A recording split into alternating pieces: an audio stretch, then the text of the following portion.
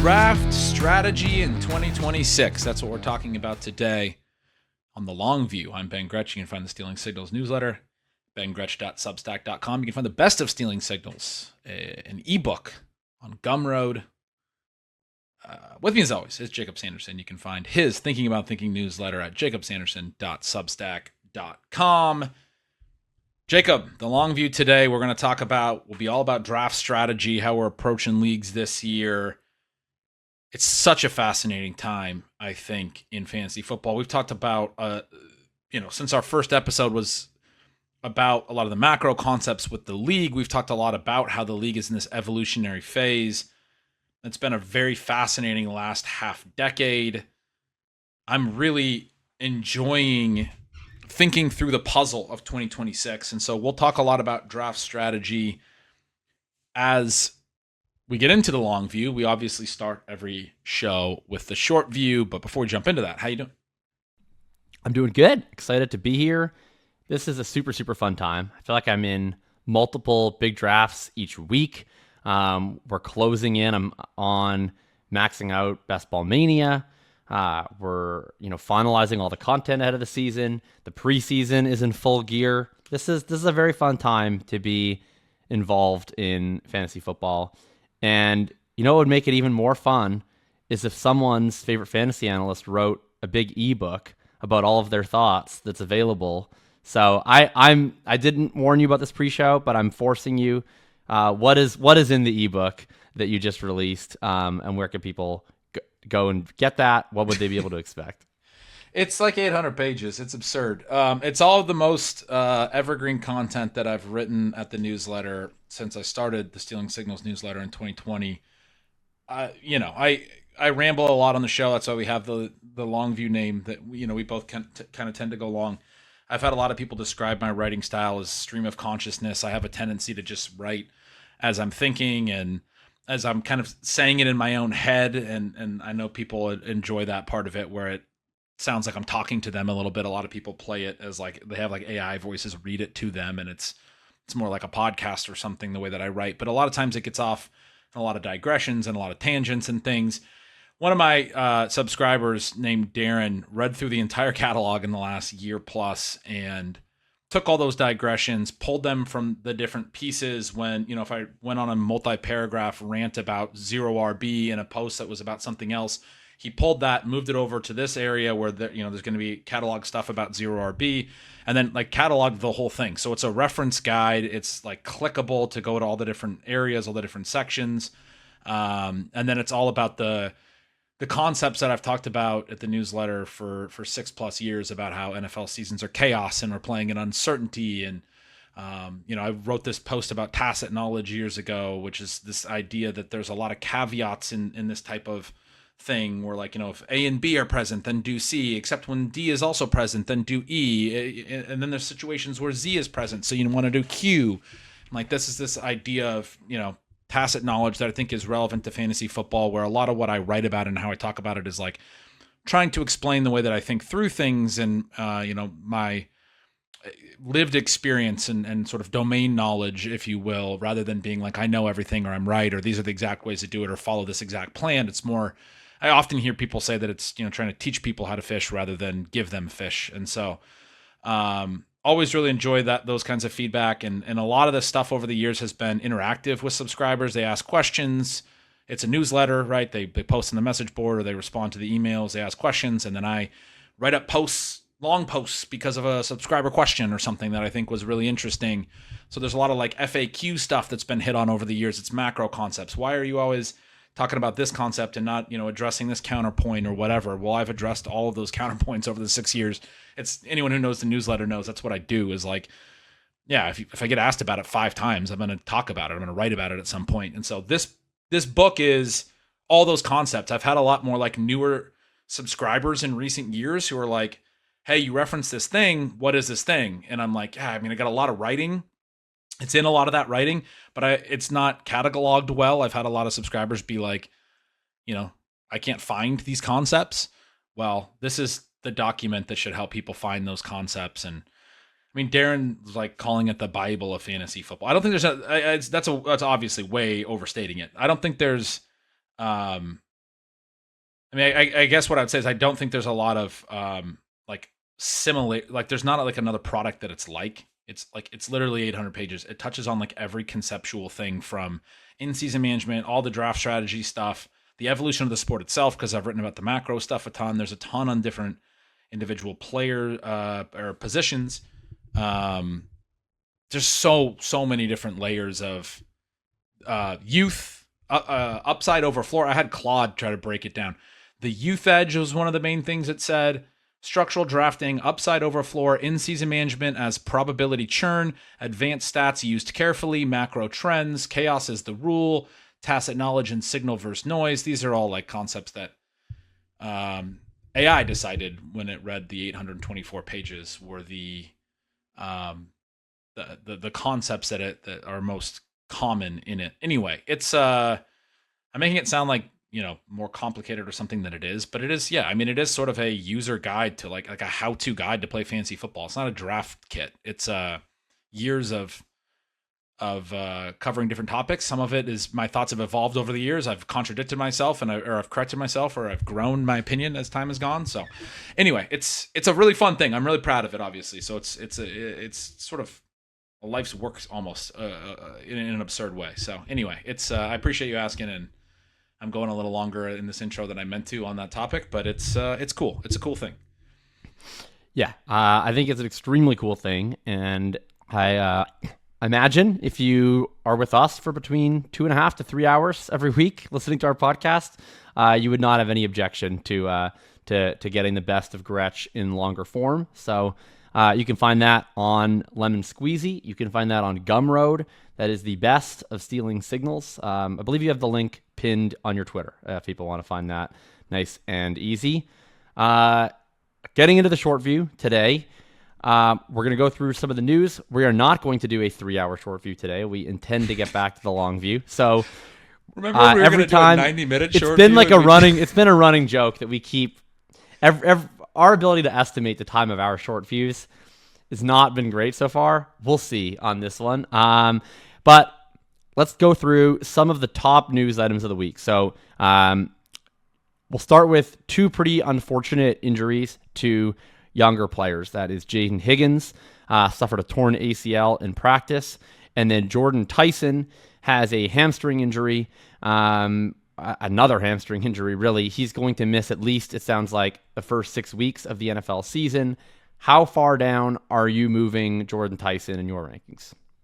I maybe went too far when we talked about it during a main event draft with the ship chasing guys the other night, which you weren't on. I was on over there with Pat and Pete for a draft with Sean as well. And Pat brought him up in like the 10th round, and I was like, I have him like wide receiver 72. I think I moved him back up a little bit. I get in the deep league stuff like main events, maybe wanting to stash him for some potential late season upside where you can't really access it because it's so deep, and whoever ends up drafting him is not going to cut him in that format.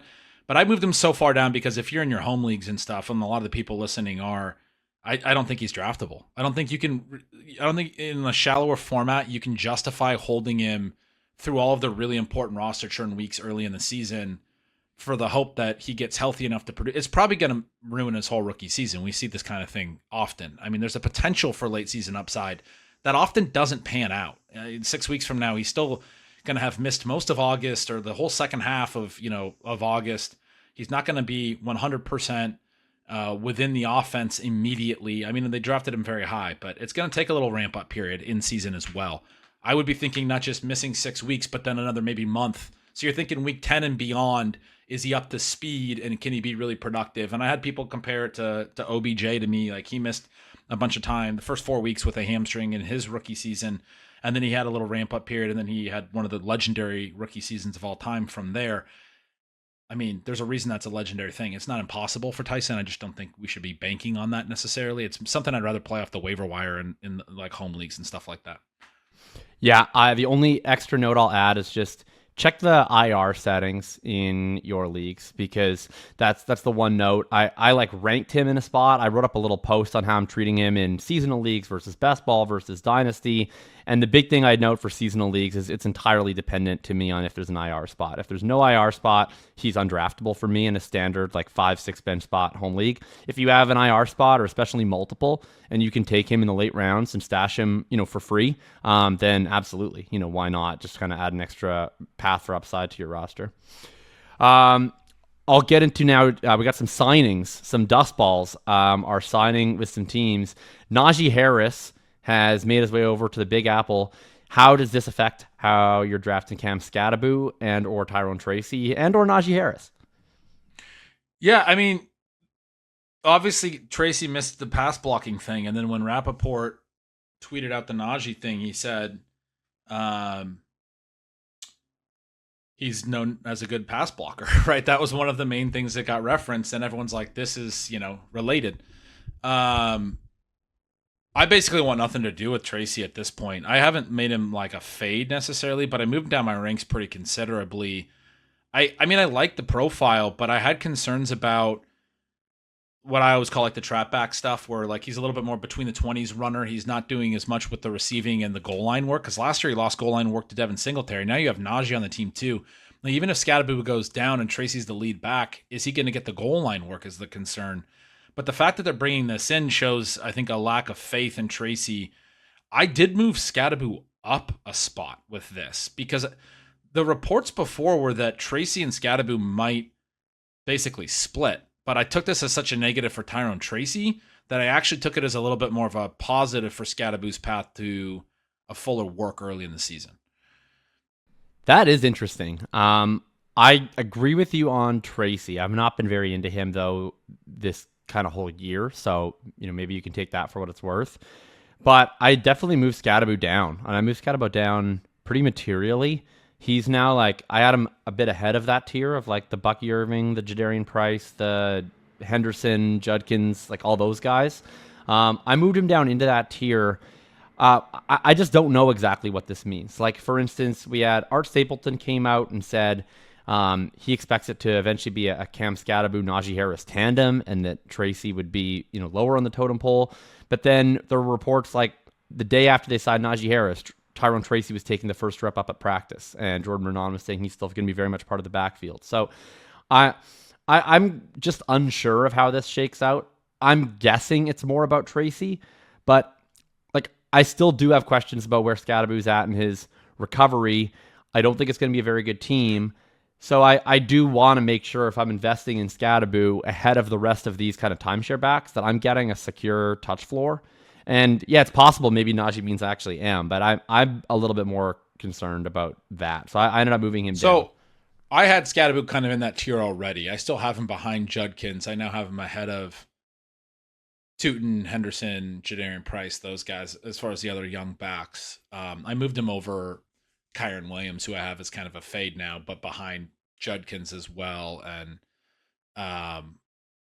so anyway, I think we wound up kind of sounds like our eventual spots, it ends up being pretty similar. Yeah.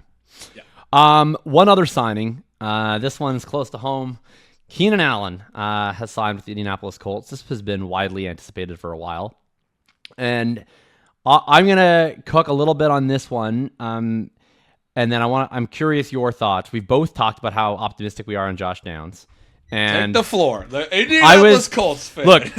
Look, Ron, if you're listening, I love you, but there's no place you want to be less in the world when like news breaks that is not necessarily like what you wanted to see than to be a live in the middle of a draft on Ron Stewart's YouTube channel. Cause like his commenters are like, Josh Downs dead. It's over. Coffins. Like it's like so tilting. I couldn't take it. So we're like in the 8th round of this draft as the news breaks. And so I'm trying to like contextualize takes, but I'm also trying to pick a $2,000 team and I'm trying to provide content. And it was like a rush of inputs into my brain. But anyway, here's where I'm at.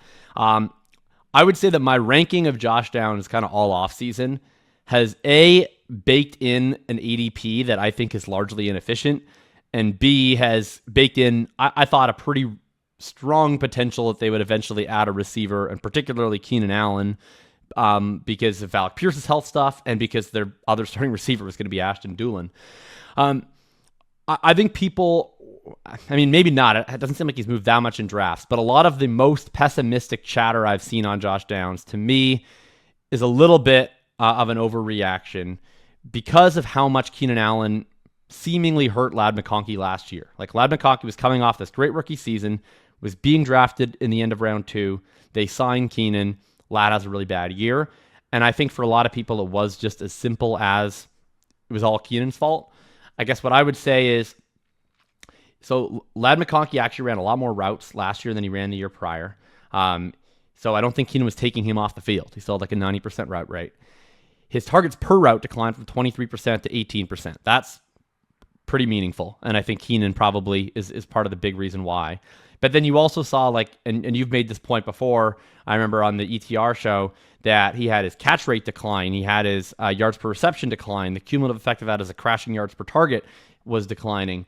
And so that stuff isn't Keenan to me. That's like O-line issues. That's maybe Ladd playing hurt. That's just maybe him being worse or regressing. But I think that people drew an oversimplified conclusion about Keenan's impact and then are kind of applying that to Josh Downs. I'll note from like the Colts team sources, all the talk has been they still want to play Josh Downs to 2 wide receiver sets. They want to use Keenan Allen as kind of a half replacement for what Michael Pittman was doing, but in more of a specialist role. They want to focus on third downs. They want to focus on passing situations.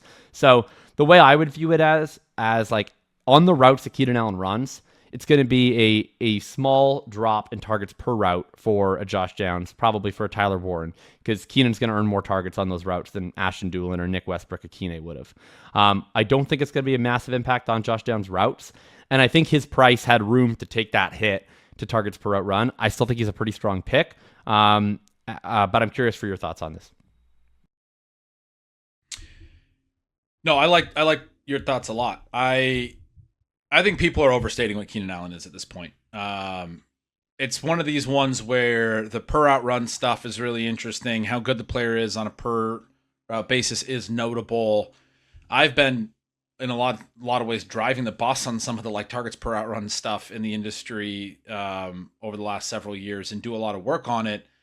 I do think sometimes people miss the forest for the trees on just like route volume and those kinds of things. The thing about Keenan Allen, I've seen so many tweets about how high his targets per out were last year and how good he was and all of that stuff.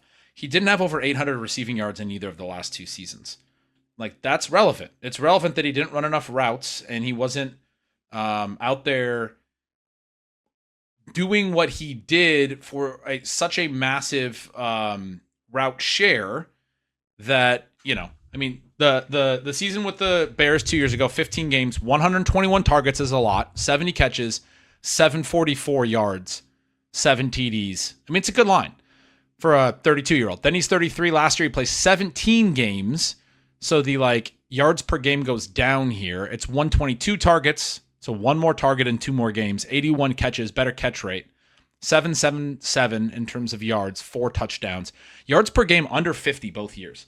It's like lower than...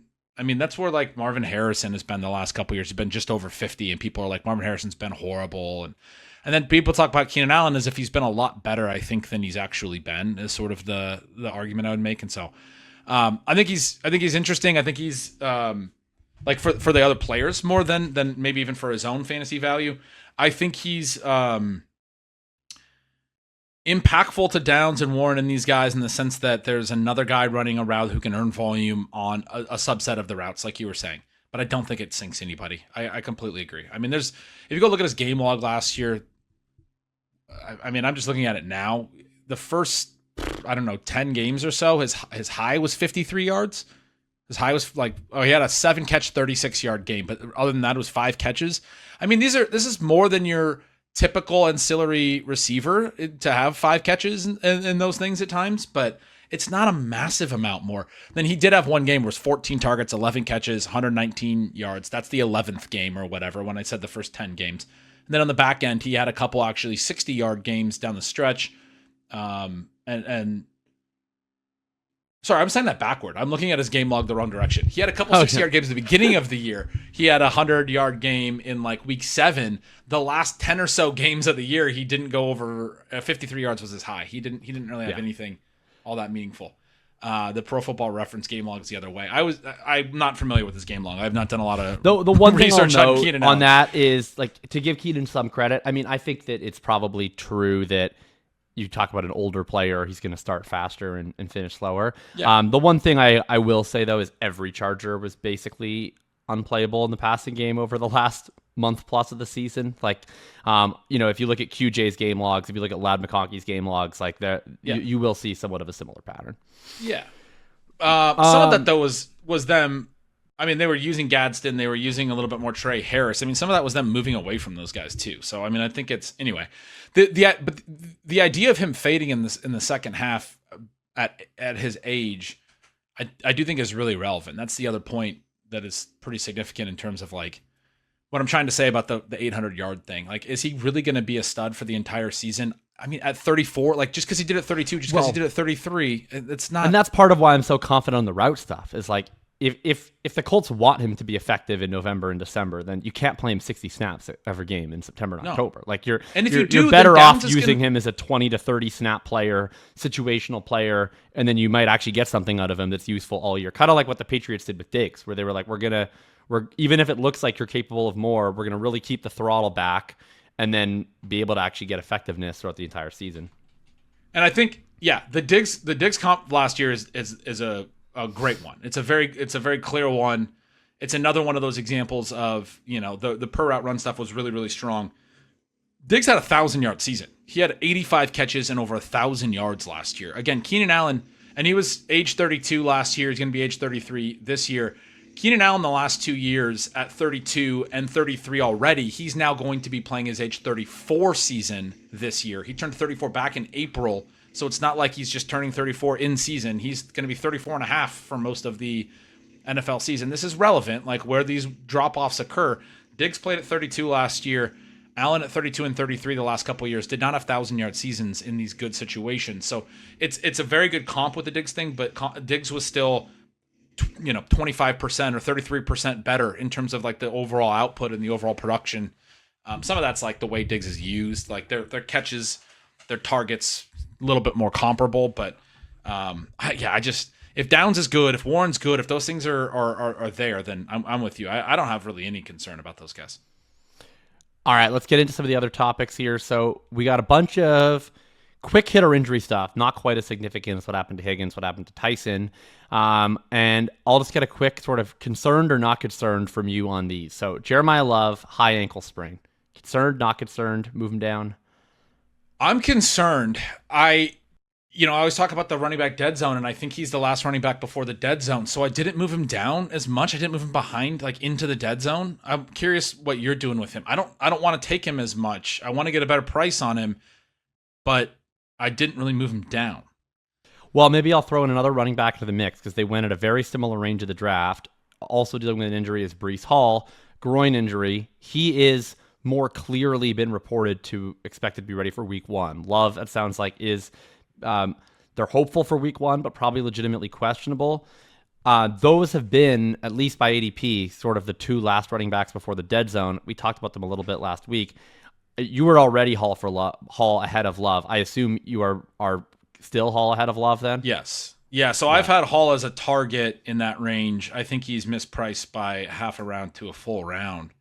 I understand the Jets' offense is bad, but I think Hall is an incredible talent. I think Love's going to be an incredible talent too, but it's a little bit trickier bet for me with him in year 1. I still have Hall ahead of him. I'm not adjusting much from the injury. I still have him as a target. I still really want to be taking Hall. It's a trickier bet with Love.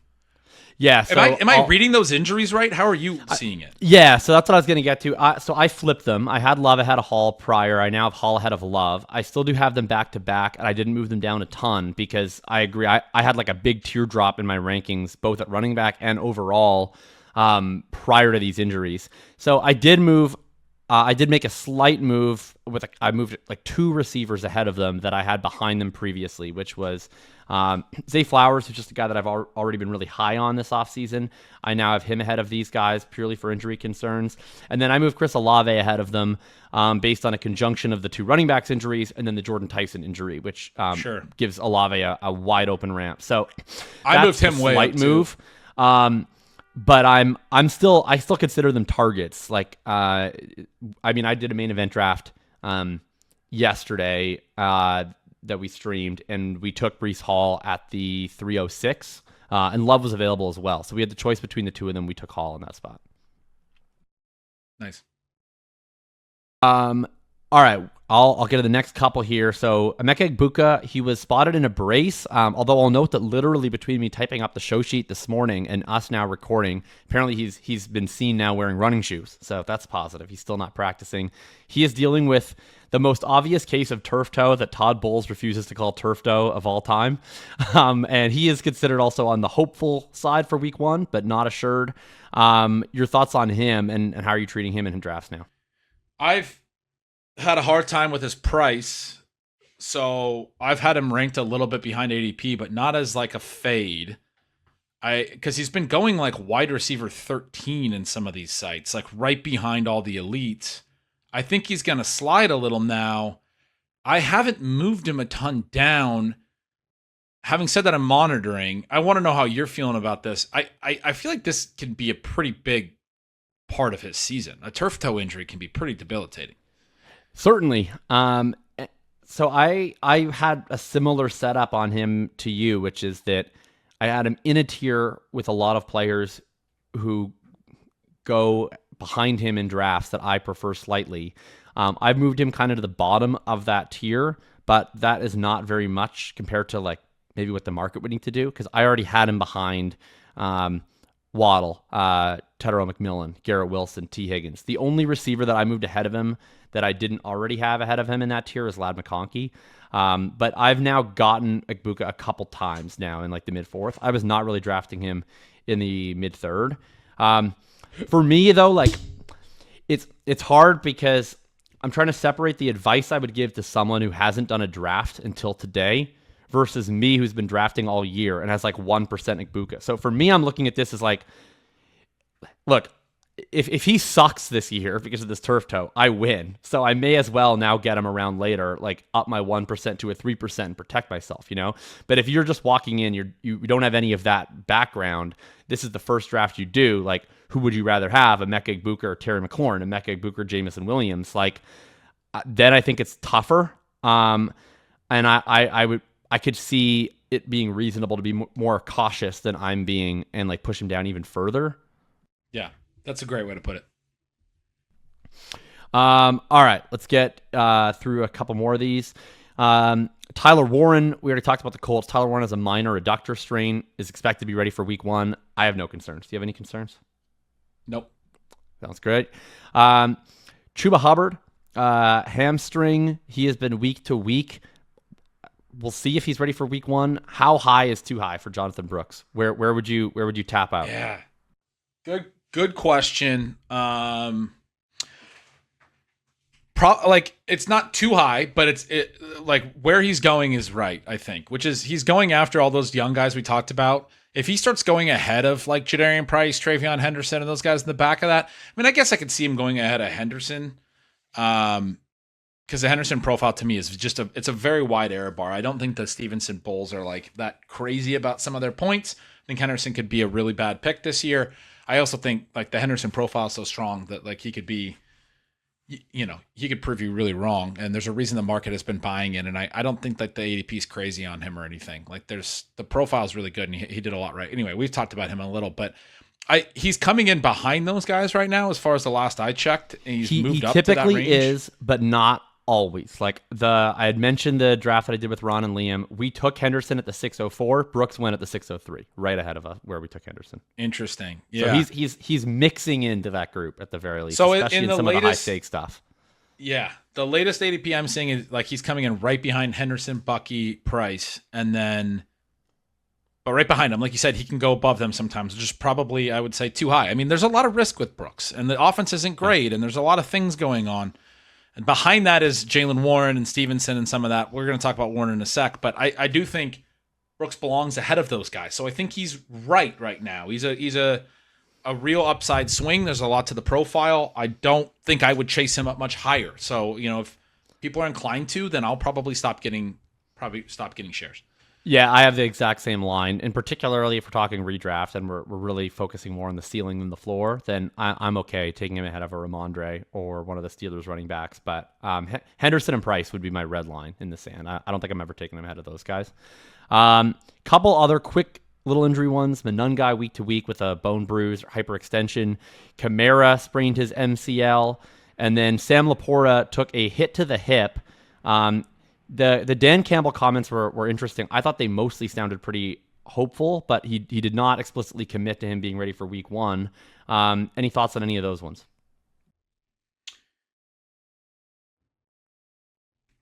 The Monangai one I want to ask you about. The LaPorta I didn't hear about. So the fact that he wouldn't guarantee week 1's a little concerning for LaPorta. But yeah, it was ominous. You know that I'm just doing the Jameson Williams, little too excited about Jameson Williams thing. No, you've gotten me excited about Jameson Williams. I'm now I'm going out into the streets and I'm trying to get Jameson Williams shares from co-managers. I've had mixed success with that endeavor, but fantastic. You're getting me excited about him. The Kamara thing I think doesn't matter. They have depth at that position. I mean, I know people talk about Neal and Kendra Miller have been banged up. But yeah, not really worried about what that means. I mean, ETN's going to probably play more early. ETN up a little bit. Yeah, I did too. He's going to play more early, but then also Kamara's probably going to come back, and also they have other guys that can factor in. Like if Kendra Miller ends up playing more early because of that, that's maybe actually bad for ETN relative to Kamara, right? Like he's probably more talented at this point. But the Monangai thing's the one that I would really want to talk to you about, which is I don't know what to make of his injury. I don't know a lot about it. Bone bruise, hyperextension sounds bad to me, and I'm getting not in a way that I'm comfortable with, like DeAndre Swift curious. Like that's going to be I wasn't comfortable about it a while ago. I've gotten comfortable. Come on in. The water's fine. Like I've been drafting DeAndre Swift vocally, proudly. I mean, this is a guy who was legitimately efficient last year. More efficient than Monangai. Clearly more efficient than Monangai. I've been a Swift hater at times in my life. I don't give him that much credit for his rushing efficiency last year, frankly. I give Ben Johnson and Darnell Wright a lot of the credit. They're still there. So that's fine. They clearly know who Swift is and isn't. And Swift is capable of giving you explosive plays, of giving you a successful running back if you're comfortable with running him to the outside a lot, throwing to him a lot, using him in creative ways, not loading him up with 25 touches a game or asking him to consistently make decisions inside the tackles. Like the role that he had last year was really valuable. And I don't see the talent profile with Monangai. So I've been drafting Swift under the assumption that he's going to keep the same role he had over the second half of last season, or maybe even it gets better, perhaps if Monangai's dealing with injury. I don't view this as like a rookie that is inevitably going to draw closer to a 50-50 split at all. I don't think Monangai provides that dynamism. I think he is like a guy, and I think that the Bears reasonably determined that Swift probably functions best as like a 60 to 65% guy, not as an 80 to 90% guy. So they need someone to kind of be a meat shield for him, like, and take some of those, between the 20s carries. That's to me all Monangai is. The injury is probably week to week. Shield. Yeah, I think he's a meat shield. Yeah. So what do you do you have two questions? Do you have concerns about if Monangai, if the injury gets worse or he's not good for most of the season? Do you have concerns about them bringing in another piece and that guy being a bigger threat? Probably not. I can't see who it would be. Like, is the real answer. Who's out there, Like, maybe if there's I can't think of like a stud that would be on the trade block. Like, I just want Trey Benson to land somewhere fun. But I guess there are some interesting. I think with Trey Benson, the unfortunate thing is it sounds like he's not healthy. So I think they're actually going to get around this roster crunch where if I had to guess, they're going to keep all 5 backs because they're just going to stick Connor and Benson on IR to start the season. And I think then they'll have Love and Knight and Algier. And maybe Connor gets cleared before the season starts, and then maybe they cut Knight or something. But I think they'll just IR Benson and keep him. I think Caleb Johnson's going to get cut, so maybe they could get him. But I liked him as a prospect, but I was obviously wrong. He's terrible, so I'm not that concerned about him. I think he could do a decent Kyle Monangai impression, but I don't know that he could do anything more than that. Yeah, no, he's an interesting one. What about how far you're dropping Monangai? Because I ended up dropping him to like RB 46. I dropped him behind Tyjae Spears. Like I dropped him. Okay, I didn't drop him that far. I already basically had him as the last running back in my rankings that has plausible standalone value. So you don't think Spears does? He's still there. He might. Yeah, I don't know. That's an interesting one. Maybe I'm too anchored to ADP, because Monangai goes 60 picks, or at least he was at times. So and I've been ahead of the market on Spears most of the season. I've been below Monangai, so I've never even thought of that. But maybe I'm not enough of a free thinker. I'll ponder on that one. Spears is too cheap. I'm not in the best ball streets as much as you. My directional take is that Spears is a guy I am drafting, and Monangai is a guy I'm not drafting. Sure. Yeah, I probably moved Monangai too far. I'm trying to figure that out because I do think you can still draft him as a stash. He's like a RB2 that you're looking for contingent upside, but also he's going to probably work into a role when healthy at a certain point. Yeah. And if he's healthy, I still think he plays week 1. And if he's healthy and Swift was to go down, that's an offense I really want a running back in, compared to the Titans, who we don't even have this on the short view, but Cam Ward looked horrendous. I'm assuming you're going Monangai or Lloyd over Monangai? Marshawn Lloyd? I don't have it ranked that way, but maybe I should. Yeah, that one I can see more clearly because if Pollard goes down, Spears has a Nick Singleton problem potentially, and he has a Titans offense problem.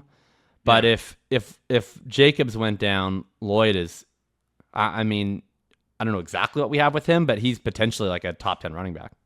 The knock on him is health, but Monangai's already hurt. So it's the knock on Monangai's health as well. What about Monangai that's what I'll probably do. Monangai versus Bigsby? Probably depends on how deep your league is. Bigsby's the way cleaner contingent bet, I think. It's a better talent. I think he has 0 standalone value. So how important Monangai's standalone value is to you probably determines that one, but probably a similar tier. Yeah, cool. That's what I'm thinking too. I was just trying to get your thoughts on it. What else we got for the short view? All right, we got some preseason stuff that I'll run through here, and I'll note we're recording this at kind of an awkward time. So we're recording this Friday afternoon. So we saw the preseason games last night. We've seen, of course, all of week 1. You might be listening to this after there's been additional preseason stuff, but I'll run through some stuff. DeJon Stribling just continuing to dominate. He had another fantastic showing last night. He has a 58% targets per route run now across 2 first quarters of preseason games. Mike Washington had another couple explosive runs last night. And then I'll get into, this one is less of a preseason take, more, I guess, of a training camp report. But we are now up to Mike DeFabo, Mark Kabbali, and Ralph Facciano, 3 separate reporters who have come out and said they expect Rico Dowdle to be the leader in the Pittsburgh Steelers running back committee. So I'll get your take on any of these. Would you go as far as to move Rico above Jaylen Warren in your rankings? Well, so I had Warren behind Brooks, end of a tier of the dead zone as a target. I had Dowdle as the very next running back. So I do all my tiers by position as the very next running back, but in a separate tier, starting the next tier. But I do think Dowdle, that has made Dowdle a target. There's been many times for me, not necessarily a clear target, but there's been many times for me where I've been on the clock and several of the guys behind him in that tier have gone, and Dowdle's clear, in my rankings, clearly the next best option up. And I've said multiple times this offseason, and I think probably when we were talking about the running backs on this show as well, that the Steelers are this offense that you want to be in on. Aaron Rodgers running backs tend to score very well. Last year, they got a ton of targets. The stat that I've given many times is 6 running backs had 85-plus targets last year. The other 5 were all going in the first 2 rounds. And then Kenneth Gainwell was the 6th. He's no longer on this team. He did it with the Steelers. Even though he had 85 targets, Jaylen Warren had 45, which is a ton for a second running back. There were 6 running backs who had 85 targets. There was only 1 more who had more than 60. Ashton Genty's the one guy in that gap between 60 and 85. And the other 5 above was Chase Brown, Achane, and then it was Gibbs, Bijan, CMC. So it's just all studs, right, at the top that get that much receiving volume, and then Gainwell with the Steelers. So I'm not saying that, like, I don't really think about vacated targets as a major thing. I'm not saying that, the addition of Pittman won't change things, whatever, it will, but it's a lot of running back target volume that's available there when the 85 target guy is gone, and Warren already had 45 last year. So I like both these guys a lot. In terms of how to play it, I don't know that I'm like meaningfully reacting to these beat reports, because I think I think Dowdle's underrated, and I think he's good. I was too out on him last year. He had a good year, and he has some pretty good peripherals and some interesting stuff.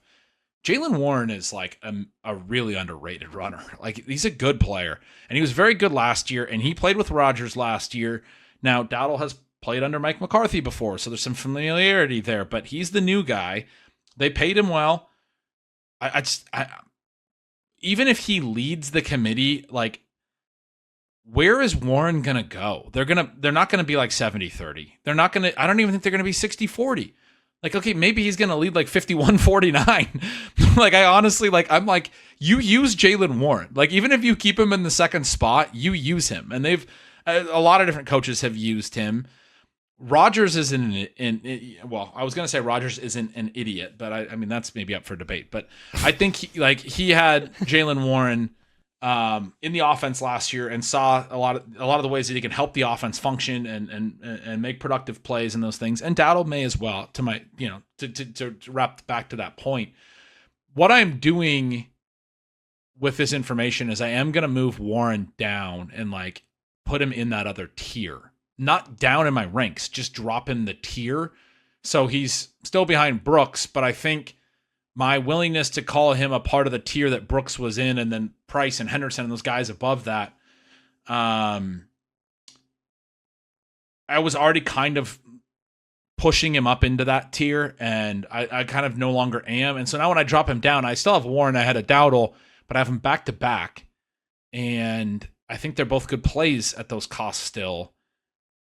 And if you can get Warren to fall, you're going to take him. Dowdle's still going to be the cheaper one for a bit, probably, because there's opened up like a 20-pick gap between them. But I have seen Dowdle go ahead of Warren in one of my mains this week. Like, there are people that are responding to this in main events aggressively with Dowdle, and I get it. Like, I get the optimism when there's all these reports.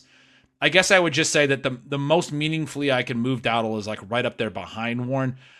I think Warren's the better long view player, and I think that would play out over the course of a season, even though I do think Dowdle's pretty good. And I think like beat reports that he's going to lead a committee is some of the like in a situation like this is some of the flimsiest stuff that I just, they're observing what they're seeing in practice. They know what they have in Warren. Maybe they're getting Dowdle more first team reps because they want to get Dowdle more familiarity with Rodgers and the first team and everything. And Rodgers is like, hey, I know what I have in Warren. I mean, teams are doing these things very differently. You know what I mean? Across the league. I'm not knocking Warren drastically. I am, as I said, going to move him down to a tier below that arguably kind of already was. I was kind of aggressively pushing him up into a tier that maybe he didn't quite belong in. He was clearly the latest in ADP in that tier above it, especially if you consider how Brooks is rising. I'm looking at the ADPs now. Like, he'd be like half a round behind everyone in that tier or more other than Brooks. But Brooks' ADP continues to climb, as we were just talking about. So, I mean, you're talking about me being a little bit aggressive with Warren. I'm being less aggressive with him now. I think both of them are targets. Like, they're good picks this year. Anyway, so not making drastic changes, but it's interesting. I'm listening. Yeah, I'll be quick on this. I already was, I think, a little bit lower on Warren, maybe not as much in ordinal ranks, but in the tiers, the way that you talked about it, just because I do think that the total target volume is going to come down maybe a little bit more dramatically based on the Pittman addition, the Jeremy Bernard draft pick, and the change in coaching staff to Mike McCarthy. But I am not out on Warren. I still have them ahead of Dowdle. I have them a lot closer than I had them previously. And I've been clicking more Dowdle lately at the lower cost. Some remaining hits here. We got some rookie stuff. Omar Cooper was confirmed to have played behind Isaiah Williams the last preseason game. He has been plummeting down draft boards so far. And then in more positive news, we got Emmett Johnson. He played ahead of Amari DiMercato in the first preseason game. He also played behind Rashard Smith, but then this week he's been the RB2 in drills in camp. You may have already watched the Chiefs game by the time that you're listening to this, and you might know how things rolled out in the second preseason game. One other rookie, Jonah Coleman, really played well, to my eye, at least in the preseason, and it seemed he played well to Sean Payton and Davis Webb's eyes as well. He was quickly pulled out of the game, received some really positive comments. Your thoughts on any of these rookie spots here? Yeah, the Coleman thing, I agree. I watch all of the preseason stuff right up the preseason stealing signals. Wrote him up as if he looked. I hadn't really seen as much of the positivity when I watched it and wrote it up myself, but the way I always talk about the prospects is like, do you see the things that they did well at the NFL level, like translating? And I don't watch a massive amount of college football. Really, when I say that, I'm thinking of Huskies, because I went to UW. I'm a Husky alum. These are guys that I watched really, really closely through college. I do watch every snap of Husky football. So like Rome Odunze in his rookie year, he did not look the same to me. He did not look like he was able to impact the games the way that he did in college, where it was just so clear that he was the stud. Like when you needed a play, you could go to Rome Odunze for that year where the Huskies went to the national championship. Comparatively, I've said that Michael Penix actually, I don't think he's great by any means, but the things that Michael Penix does well, the good arm strength, the ability to attack different areas of the field, kind of translated pretty quickly for me at the NFL. I was like, I can kind of see this now that I'm watching him. There was a lot of concerns with the analytical profile, but when he's been at under center, like he's been able to get the ball to the spots. He's going to miss throws, and that's why I've talked about it as like people are really down on him. I think it was a failure of expectations for him, frankly, why people are down on him. So anyway, there's different layers to this when it comes to the different Huskies and stuff. But to circle back to the Jonah Coleman point, I mean, when I watched him with the Broncos, it wasn't just that I was like, yeah, that's what I saw in college. And for the record, when people ask me about this in the winter, like, what's he like? I compare him to Josh Jacobs. He's not like the most explosive guy. He's physical. He is shifty. The thing about Josh Jacobs is he doesn't get a ton of explosive plays, but he always has really good yards per carry and efficiency because he gets yards. Like he gets downhill, he gets yards through contact, through the hole, through whatever. He's shifty. And then the other part of using him as a comparison, other than like body type too, pretty physical, like bowling ball type, is that Jacobs can do everything. Plays in the pass game, he'll catch the ball and he'll get upfield in the pass game. He'll pass block, he'll get his head in there. Very physical player, right? Jonah Coleman was like that all through college. Bounce off, kick something outside if there's trouble inside. He's a physical, tough player. I think you saw that in the first preseason game. What you said, he looked like that to me. If anything, he looked better in a Broncos uniform than I remembered him in a Husky uniform. I was like, man, dude looks like big in orange. Like, I don't know what it is, but like, I loved watching him at UW for sure. He was a stud, but I saw him run a little bit in that preseason game, and I was like, I mean, he looks even bigger and meaner and more physical of a runner than I remember him. So, and like the numbers back up as well what I said. He did test because he's probably not the most athletic guy in the world, which kind of gets back to some of the Jacobs comparison points, and yet very efficient as a runner, very efficient, like breakaway run rate as well. Like he's still getting 15 plus yard runs. Like he's able to, for a guy that's not testing, he's showing an ability to create big plays still in the data. So it looks like they have that with the Broncos. My immediate reaction was to move J.K. Dobbins down pretty substantially. The way I've talked about Dobbins all offseason is I think, for all the injuries and stuff, that people don't realize that he's not over the hill. When he's been out there, he's been a really great runner. And, the Broncos said he was a priority in free agency above all else. They really wanted him back. He's such a good running back. He's like a pure rusher, and Harvey had struggles running. And it's all this stuff about 2025 and how good he actually was when healthy. The issue is he's in a very different spot now in 2026 if you have a good third back in your backfield now. I mean, if Jonah Coleman is a legit good player and he's competing for touches and he's also running effectively and he's also reliable in pass blocking, which is one of the big reasons they took him, because RJ Harvey is really not. They want to use him as, if he's on there and passing down, he's going out in a route probably. Like he's that clear pass receiving back. I mean, Coleman's going to take some snaps. You already have the injury issues with Dobbins. I like Dobbins, but he was already not going to play a lot in the pass game. He already has some injury issues. I think he's very good and I think he's going to run efficiently while healthy. It's not a bet I want to make at this point when I see Jonah Coleman look like that in the preseason. Yeah, I agree with much of what you said. Coleman is my kind of back, just like a guy who's not that flashy but can do literally everything. He's a guy that, if the situation allows, like, there's no reason he can't have 90% of the snaps, in a given game. He's like the classic guy of, a couple people got hurt, like, this guy had a 92% snap rate this month because he's 5'8", 220, and he pass blocks, and he has soft hands, and you can give him 25 carries, and he's going to be okay.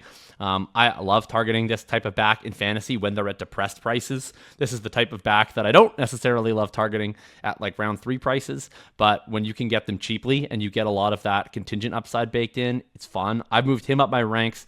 I've moved Dobbins down a bit. I've moved Harvey down, especially in managed. It's just the path to like when I start this guy feels muddy to me. And I'm curious if you also moved him down in addition to Dobbins. I guess I had him a little. That area's been weird for me. I've been moving Corum up, and I wasn't really into Corum, but Siegel's got me into Corum a little more. Like, you guys had this choice in the main yesterday, was it yesterday? Whatever. I listened to it this morning, and you guys had a choice between, spoiler alert, RJ Harvey and Ja'Cory Krosky-Merritt. I'm decidedly Bill at that point now, and I was not prior, and a big part of that is Coleman. I still have Harvey 3 spots ahead of him in my running back rankings. Part of that is I have Stevenson lower than most, so he comes in between there, which is maybe wrong. Stevenson goes higher. So anyway, Stevenson's usually gone when you're making this decision. I have them sort of back-to-back. The other guy in between is Jordan Mason, who I think is interesting in this range as well. I could totally see taking Bill over him. We ended up doing that. I didn't have a strong opinion, as I recall. I can't remember exactly what my input was on that pick.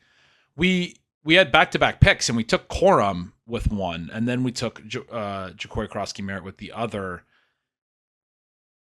I think I wanted Harvey because I think Sean wanted Harvey, and Pat kind of wanted Bill, and then Sean was working the 1-2s, and he clicked Bill, and I was like, why don't you just click the guy you want? And anyway, but I don't think they're all the same tier for me, is the short answer. I don't have a clear answer. That's totally fair. I don't even know how to talk about RJ Harvey. I wrote a whole piece about him after I wrote that he's an enigma. I wrote off-season stealing signals, and I talk about every player, and I wrote it, and then someone was like, you didn't really explain anything about Harvey, and then I wrote a whole nother piece that was called RJ Harvey's an enigma, and I also didn't explain anything about Harvey. So if you want to read like several, like maybe like 2,000 words about RJ Harvey and not come to a conclusion about what he could be. I mean, the profile's still good enough to bet into in year 2. There's a lot of positives about year 1. He did score a bunch of touchdowns. He did do a bunch as a receiver. He almost doesn't even need to run the ball. Sean's line during that draft was like, you could give him no carries and he could potentially pay off cost. He did have over 200 PPR points last year as a rookie. And we all talk about him like he's horrible, and he probably is. I don't think he's horrible. I don't think he's horrible at all. I think he's like, part of the reason I've been very bullish on him in best ball. I moved him down a little bit, but he'd been a target for me in best ball, especially all year, and he'd been even a target for me in redraft early on, or at least I thought he was going to be. Was because, to me, like you just mentioned, he's already really good at something, which is that receiving back specialist role. It's like almost a role that he's almost like the only guy in the NFL that has this role these days. Like, this role used to exist more. Maybe Rachaad White has something similar in Washington this year. We'll see. But he already had that, and he was great at that. So why would they take away something he was great at? And then the question is, okay, can he get better at the stuff he wasn't great at in year 1? And to me, that is totally plausible. Like, he had a pretty strong college profile, at least in my opinion. He's a year 2 ascending player, potentially. Why couldn't he get better at it? My issue, though, is like Sean Payton, I think, at his core, like, prefers to have a split backfield. And the way that he doesn't is if it's like so clear that only one guy is way better than everyone else. I think Dobbins is a good rusher. And so I think he's going to be hard to dislodge, unless he gets hurt. And then now having a third guy in the mix who has legitimate strengths that complement Harvey's, it's like, okay, well then, what would be the reason for the coaching staff to force this unless Harvey is like so good, in every capacity that they have to treat him like a complete superstar? Maybe he is, but I do think that just having another option now where we have 2 guys who excel potentially as like between the tackles backs in a way that Harvey didn't year one, it just complicates it to me, at least like in a managed setting. Because in best ball, it's like, totally. He's going to have weeks where he has 4 carries, 3 targets, but he scores 17 points. But that's a little easier to play in a best ball format. But unless you have any more on this, yeah. Well, I do. The only thing I would say is the Broncos are underrated as a team. I think I've said it on a couple different pods that they are my favorite, or they were my favorite win total over bet when I placed it like over a month ago. It was actually, maybe it was in June. But anyway, that was I don't know where the win total is now. I haven't looked at win totals in weeks, so that's why I don't want to just say that, because maybe they've moved up. Because I've heard other people say this as well. But I think the Broncos are going to be. I don't know if that's the number you got. That's what it is. I think it might be what I got or close to. I would take the over on 9.5. This is a good team. This is a playoff team. They're going to win games. And then the crowded back thing, like work opens up. Like, one of the things I love about Jonah Coleman is you were talking about how you can play him 90% of snaps and everything. I was nodding along during that whole thing. He played hurt a lot at UW. He had some little things here and there, and the guy answered the bell, and he was still the bell cow and was still tough. And they would rotate him more because they do that in college. You have other good backs. You give other guys some work, but he never seemed like he couldn't take on the work, even when he was like banged up. Like so anyway, but it doesn't matter. Like, he could still get hurt, right? Dobbins could get hurt. Anything could happen. Harvey himself could get hurt. That consolidates the work onto the other two in a good offense. So there's ways that everything you said about Harvey, I agree with. It's tough to predict, but that's also our week 1 perception of the backfield. It's a good backfield. They're going to score points. Sean Payton backfields tend to, get used in the red zone and score touchdowns. Especially if Dobbins does end up getting hurt or Coleman misses time or something, Harvey could wind up consolidating still and be really good from that perspective too. So it's a very convoluted situation. I do like being in on the Broncos backs generally. So Dobbins is the one that I'm moving down and feeling like I don't really want to make that play right now. I'm trying not to make it all about Jonah Coleman, so I'm still pretty willing to make the Harvey bet as well. That makes sense. All right, we're probably not going to get this done in under an hour, but we're going to get close because we have very few items left on the short view. So it'll be our fastest one in a while. We've got Oronde Gadsden, another preseason take this from last night. He didn't play any snaps with the starters. Charlie Kolar and David Njoku each split snaps ahead of him. Kolar played the most total snaps early on in the game. Then we have Tua Tagovailoa. They had Falcons joint practices with the Colts this week. And shout out Kevin Bowen, who's a Colts reporter, who I wouldn't consider a shock jock in any sense. So when he calls it opposing quarterback, and I quote, horrific, that's, I think, pretty meaningful in terms of how horrific he was. And he played, I would say, also quite horrific in the preseason game we saw from him last week. You talked about this. We did a premium draft episode recently where I think we took Michael Penix. We were talking about we might be seeing Penix sooner than later. That agenda, I think, is going pretty strong. And then the last thing I want to hit on here is Malik Willis. He's drawn a lot of praise, had a fantastic opening drive in the first preseason game. We'll see if we see him in the second preseason game or not.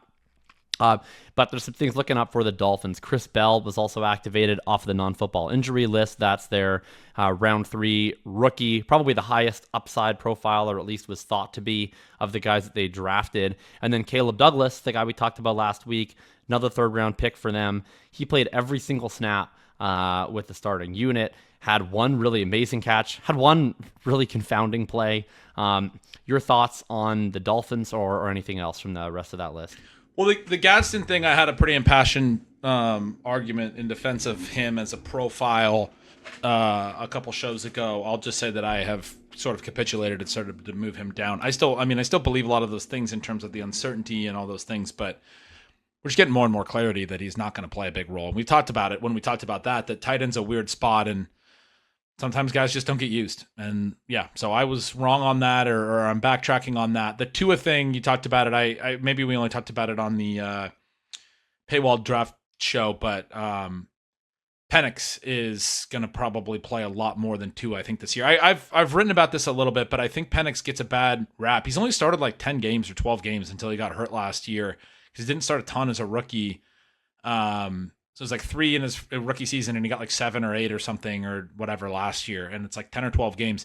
And they've been pretty competitive in them. He's been good in come from behind fourth quarter situations. They've had some losses that have been tough. Like he had a couple comebacks within the opposing offense answered, and so they lost at the end.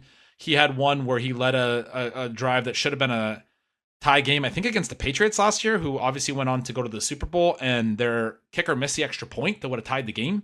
So they ended up losing 24-23, if I'm not mistaken. He led a touchdown drive in the final 5 minutes in that one. There's like, he's had some bad outcomes. The Carolina game especially, he was horrible, and they lost 30-0. But he's a young QB. He won some games, and then he had a lot of close losses. Was sort of the point. Lost two overtime games that he started. I think he got hurt in the second of those, but many close losses for him. Yeah, week 1 against the Bucks, he had a go-ahead score, and then Baker answered with a go-ahead score with like a minute left. Week 9 against the Patriots was the 24-23 game. Colts, good Colts team. They lost in overtime, and Penix had led some point-scoring drive, I think, late in that game. And then the Panthers game is the one he got hurt. He left with a lead, and they ended up losing in overtime. And he went like 3-6 as a starter, 3-7 as a starter, and it's like it could have actually been a winning record. Anyway, he's not like his win-loss is what it is. Obviously, JJ McCarthy had a winning record last year, but I think Penix actually does help their offense, opens things up. He's able to attack different areas. Bijan has run more effectively when Penix has been in there. London had the really good stretch of receiving when Penix was in there. I had a whole theory last year that. In a lot of the offseason stuff that London was Penix was a really good fit for London in the ways that he can attack the intermediate ranges. London. Are you warming on London now?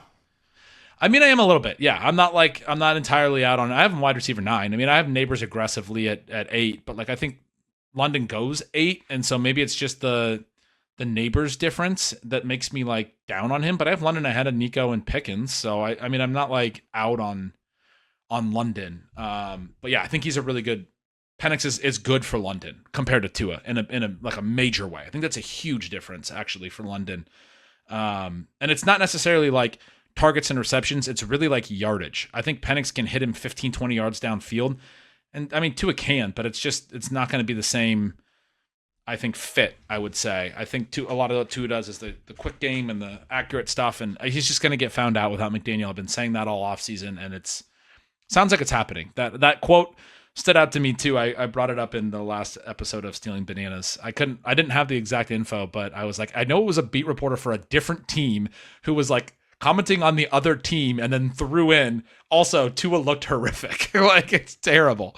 And then the Malik Willis thing, I thought he looked really, really good. And it got me a little bit more intrigued by that offense. It's just tricky because going back to college, sack rate so high, scramble rate so high, that drop back conversion rate stat is going to be low, I guess, the way that you look at it. It's going to be low. He's not going to turn a lot of dropbacks into pass attempts. They want to run a ton.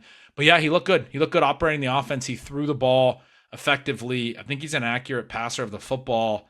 I don't think the Dolphins are going to be good, but like their offense might be like mildly better. I don't really know how to play it. Like the Caleb Douglas thing, playing a lot is interesting. I moved Malik Willis up. I moved him up like not like meaningfully, but I moved him to QB 19, which is I think he's like QB 22 in most ADPs. I moved him ahead of Baker Mayfield. I moved him ahead of Tyler Shuck. I moved him up like 3 QB spots for me. And I do think he's a way to play it. I'm not really still into Achane. I think you could play the rookie receivers. I think you could play Douglas. I'm not really into Dulcich, so I have a hard time figuring out how I want to play that. But I think Willis himself becomes more interesting. I definitely agree with that. I moved Willis up a bit. I already had him pretty aggressively in like the pure redraft stuff. I'm gonna move him up a bit, and I moved him up a little bit in best ball just because I think it makes me feel a little bit better about avoiding some of the disaster outcomes where he's benched like by the playoff weeks in a way that I didn't really care about in redraft, but care about more in a best ball format. I moved Achane up a little. There's a lot of people who are optimistic about Achane. I posted an excerpt from my draft guide that was negative on Achane and why I'm lower on him. And some people were, reasonably commenting on on that when HM was having a lot of success in that preseason game. My issue is I just don't know how much we actually learned from Malik Willis in this setup. Like, we already watched him in Green Bay, where I didn't think coming off of Tennessee that he was going to have any success in Green Bay, or at least anywhere close to the success that he did. And he did, and that surprised me, and that's a credit to legitimate development. But we already do have proof that in a controlled environment, scripted plays, low volume sample, he can look really good. That's kind of what a preseason drive is. So I'm actually not that shocked, especially against a second-team defense, that he was able to look really effective in that capacity. The question on him has been, to me all summer, like, is this a guy who, over the course of a full game, can he remain efficient if asked to drop back 30, 35 times on a regular basis in like the flow of the game, beyond the script? And to me, the preseason drive was impressive. So it's not like he did anything wrong. He did everything right. But it's kind of unanswerable to me on the fundamental question about his profile, about this offense's profile. So I haven't adjusted that much. And I guess what I'm saying is I probably can't adjust that much until like we get real games, at which point it will be too late. But then either I'll like be wrong or not. But that's kind of where I'm at on Willis. Yeah, makes sense. All right. That wraps up the short view in about an hour. So like progress. You know? Yeah, we did good. We got through a lot of stuff. It's still training camp. It's still preseason. We talked about a bunch of injuries. We talked about a bunch of new signings. The short view has had a lot of topics. We got through a ton of stuff. That was a good hour. We're going to talk draft strategy now on the long view portion. Jacob, you wrote a massive strategy guide at your newsletter, like 19,000 words. I wrote one last week as well. I found it harder to write a strategy guide this year for a variety of reasons that we'll get into. It's an interesting year for a couple of different reasons. We've talked about a lot of the macro stuff. We've talked about the different positions. We've talked about being a little more into running backs early and those things. And I think some of the mispricing at some of the positions creates different opportunities and how you can build depth and length in your running back room and your wide receiver room and some of those things. But there's also a lot of stuff that I think is very sort of classic fantasy football. The idea of like humility-based drafting and structural drafting and those concepts over the years has always been about getting a lot of depth, getting a lot of contingencies, getting a lot of paths, because you're going to have misses. And I think people don't realize enough how many misses there are. One of the things that I ended up writing about this year was just doing a bit of a recap as like an intro to the strategy guide, a bit of a recap on like what won last year. And there was just so many misses. Like, you only needed like a couple of hits in the early rounds. Like usually the first and second round picks, you needed to get points out of there because there was a lot of healthy players and there were a lot of hits in the early rounds. And then there were some, James Cook, George Pickens in like the round 5 range were huge hits. JSN round 3, huge hit. But a lot of the other like round 4, round 5, round 6, 7 picks, there weren't a ton of really, really good picks. There were some okay ones. There were a lot of the like small hits that I usually advocate for the big ceiling stuff. Part of the reason I started talking about that is I found a piece at the end of last year that was, and I mentioned this to Siegel on Bananas this week, but there was a little bit of a discussion at the end of last year of whether Travion Henderson was a good pick right at a time when he was, or a bad pick or a neutral pick, not great or anything, but like where he fell.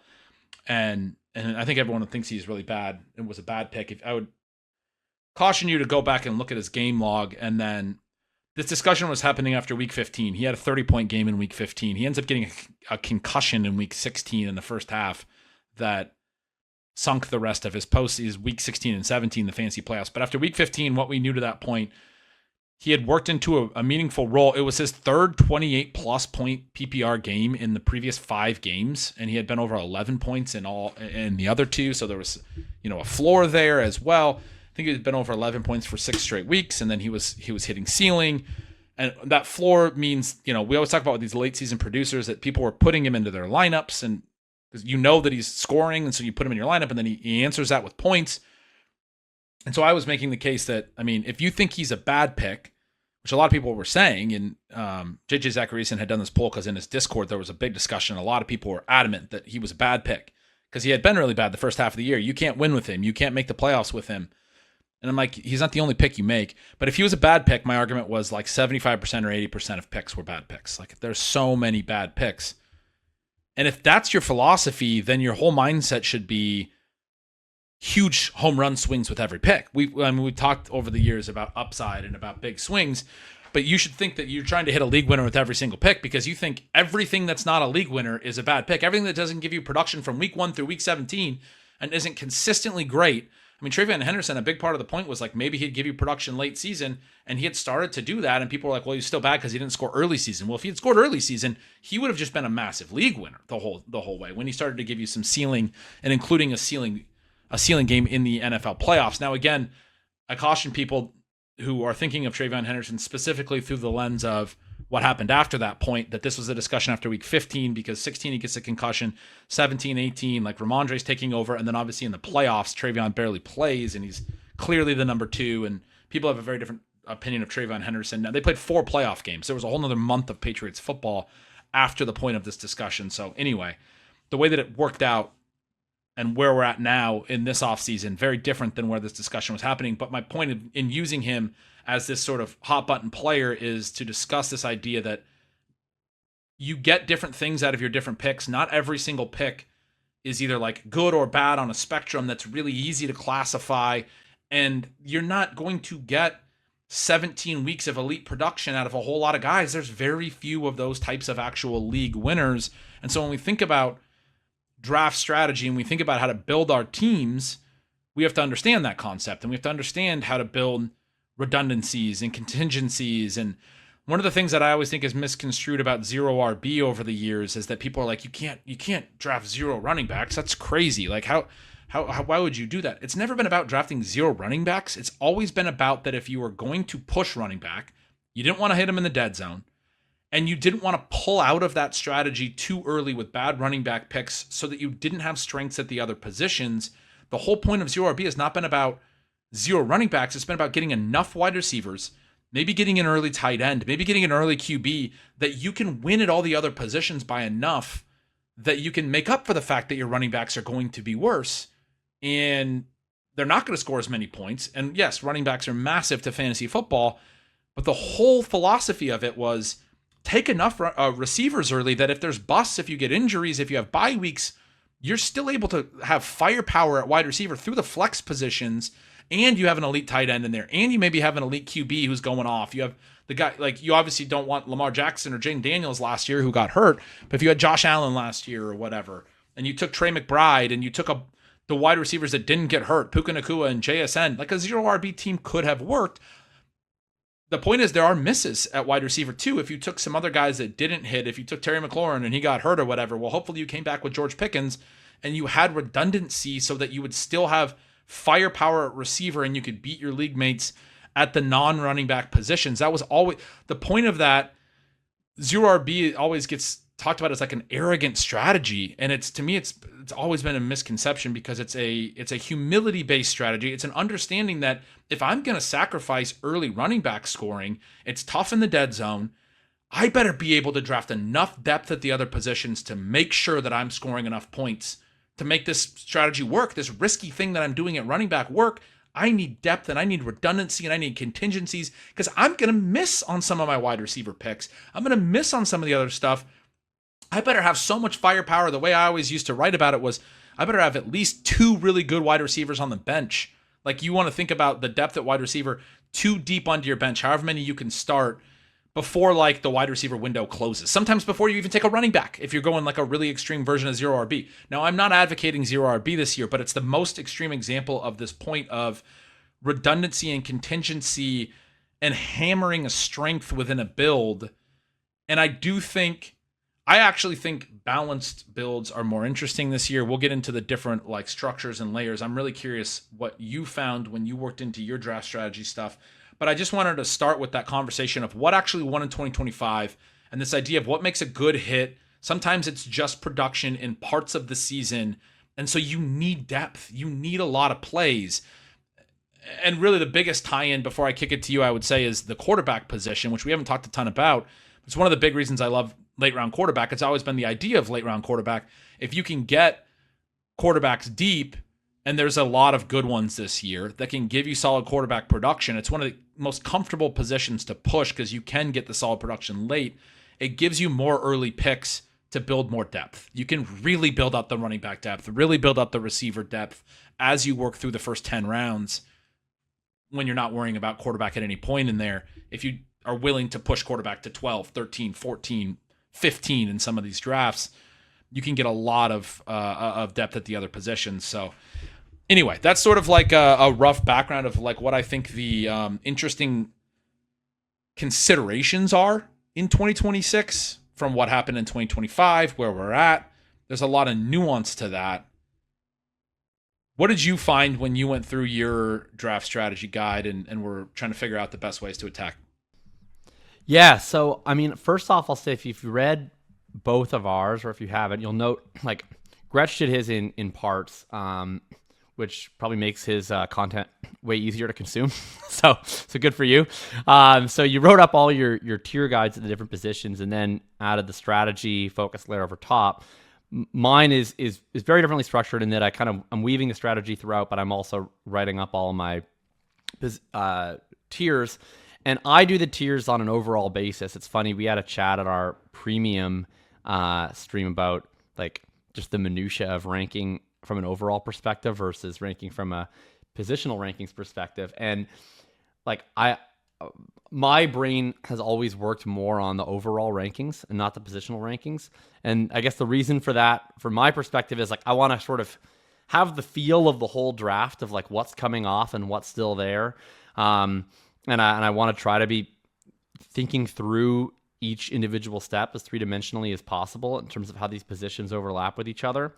And I make that point because to me, the defining nature of this year's drafts for me is that more than ever, I feel like there was like almost 3 defined sections of draftable players or like startable players this year that are like more flat. Like I always rank in tiers. I always have, and I'll always think that I'll find tiers. But in terms of like the overall draft landscape, I feel like I can innately feel these like large teardrops this year in a way that I don't know that I ever have. And it really comes in like there's the first 2 rounds. To me, there is a clear group of running backs that are before the dead zone and after the dead zone. And there are a group of these very dominant receivers. And then there's a huge drop off after that. And there's kind of, middle guys you can quibble about. But to me, once you get into early round 3, there's a very massive tier break. And then to me, it's once again very flat at both the running back and the receiver position, kind of all the way through to like early round 6, where you get all these dead zone running backs. We talked about this on one of our earlier shows. You get like what I would call the traditional dead zone running backs in this range. Your Javonte, your David Montgomery, your Travis Etienne, your Swift. Like even though we just talked about, we're kind of excited for him. And then you get like kind of the new age dead zone running backs, I guess, like your Henderson, your Judkins, your Bucky Irving, your Jadarian Price. And then also in this range, it's like a massive glut of receivers that everyone kind of has ranked differently, and the ADP is kind of what it is. But like, I feel like that there's like over 15 guys that I think project pretty similarly. And then there's another massive drop to me right around that mid 6th. In best ball, the solution to this is really easy. That's when I start hammering quarterbacks. In redraft, I'm probably less inclined to do that. And so how you manage this drop, I think, is interesting. And then you get into like the post-dead zone running backs to me, which is like a bunch of guys that are kind of in potential timeshares that have interesting profiles. And similarly, you get to be another pretty flat tier of wide receiver. The interesting thing about this tier of wide receiver is I think not only is it flat, I think it's aggressively mispriced. In that, like, I would almost rather draft it in reverse. I would probably rather have a lot of the guys with substantially later ADPs, like a Matthew Golden, a Xavier Worthy, a Casey Concepcion, than a lot of the guys who have ADPs considerably higher than them, like a Cortland Sutton, a Quentin Johnston. So you get this interesting dynamic there. And so, like, how am I trying to formulate a strategy within that? Looking just at running back and receiver, it's like the first 2 rounds to me are almost a draw. Like, I really want to draft one of those receivers before the tier drop. I equally really want to draft one of the running backs before the tier drop. And so that's when you start thinking about an element that you've talked about a lot and Sean's talked about a lot. It's like, think about your draft backwards. Think about building from the reverse and how does that influence the path that you might want to chart at the beginning.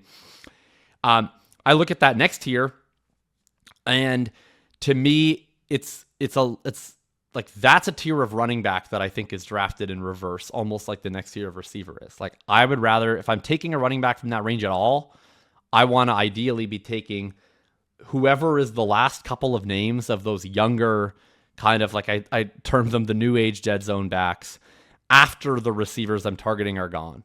And so that's usually round 5, round 6. I really want to be playing into that group of receivers in 3 and in 4. Your Waddle, Higgins, Garrett Wilson, Tyrone McMillan, even some of the guys that I'm not taking, but like in a vacuum would have interest in, like a Lad McConkey or an Emeka Egbuka. And then, later in the drafts, obviously you're going to some extent just be filling out your roster depending on what you need. But there's a group of wide receiver prices that I think are so inefficient that I want to make sure that I have room to target. I want to have roster that is constructed in a way that needs Matthew Golden this year, or that needs Mekhi Lemon this year, or needs Casey Concepcion this year, because I think those are really interesting prices. And so how do you allow yourself to have that?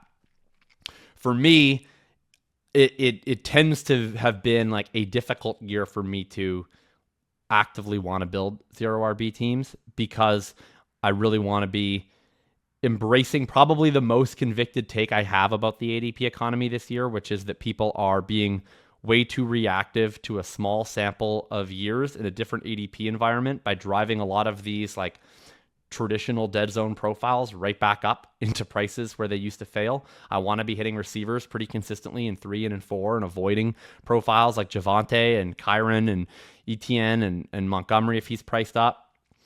And so in order to have the flexibility to do that, in order to also attack some of these really mispriced receiver profiles towards the end, I probably want to at least be playing 1, if not 2 running backs for the first 2 rounds to give myself the flexibility to do that.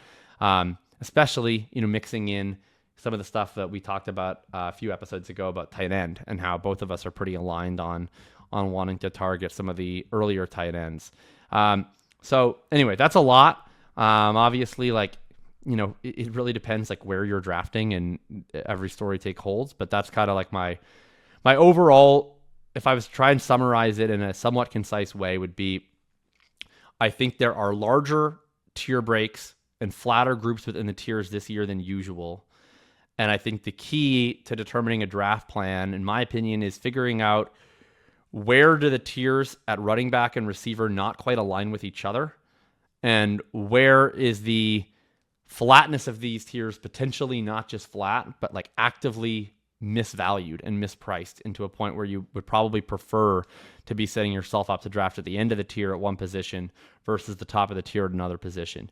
Those are kind of the key questions I'm asking as I go into my rankings, and then how I try to set up my draft plans reflect what are my answers to those.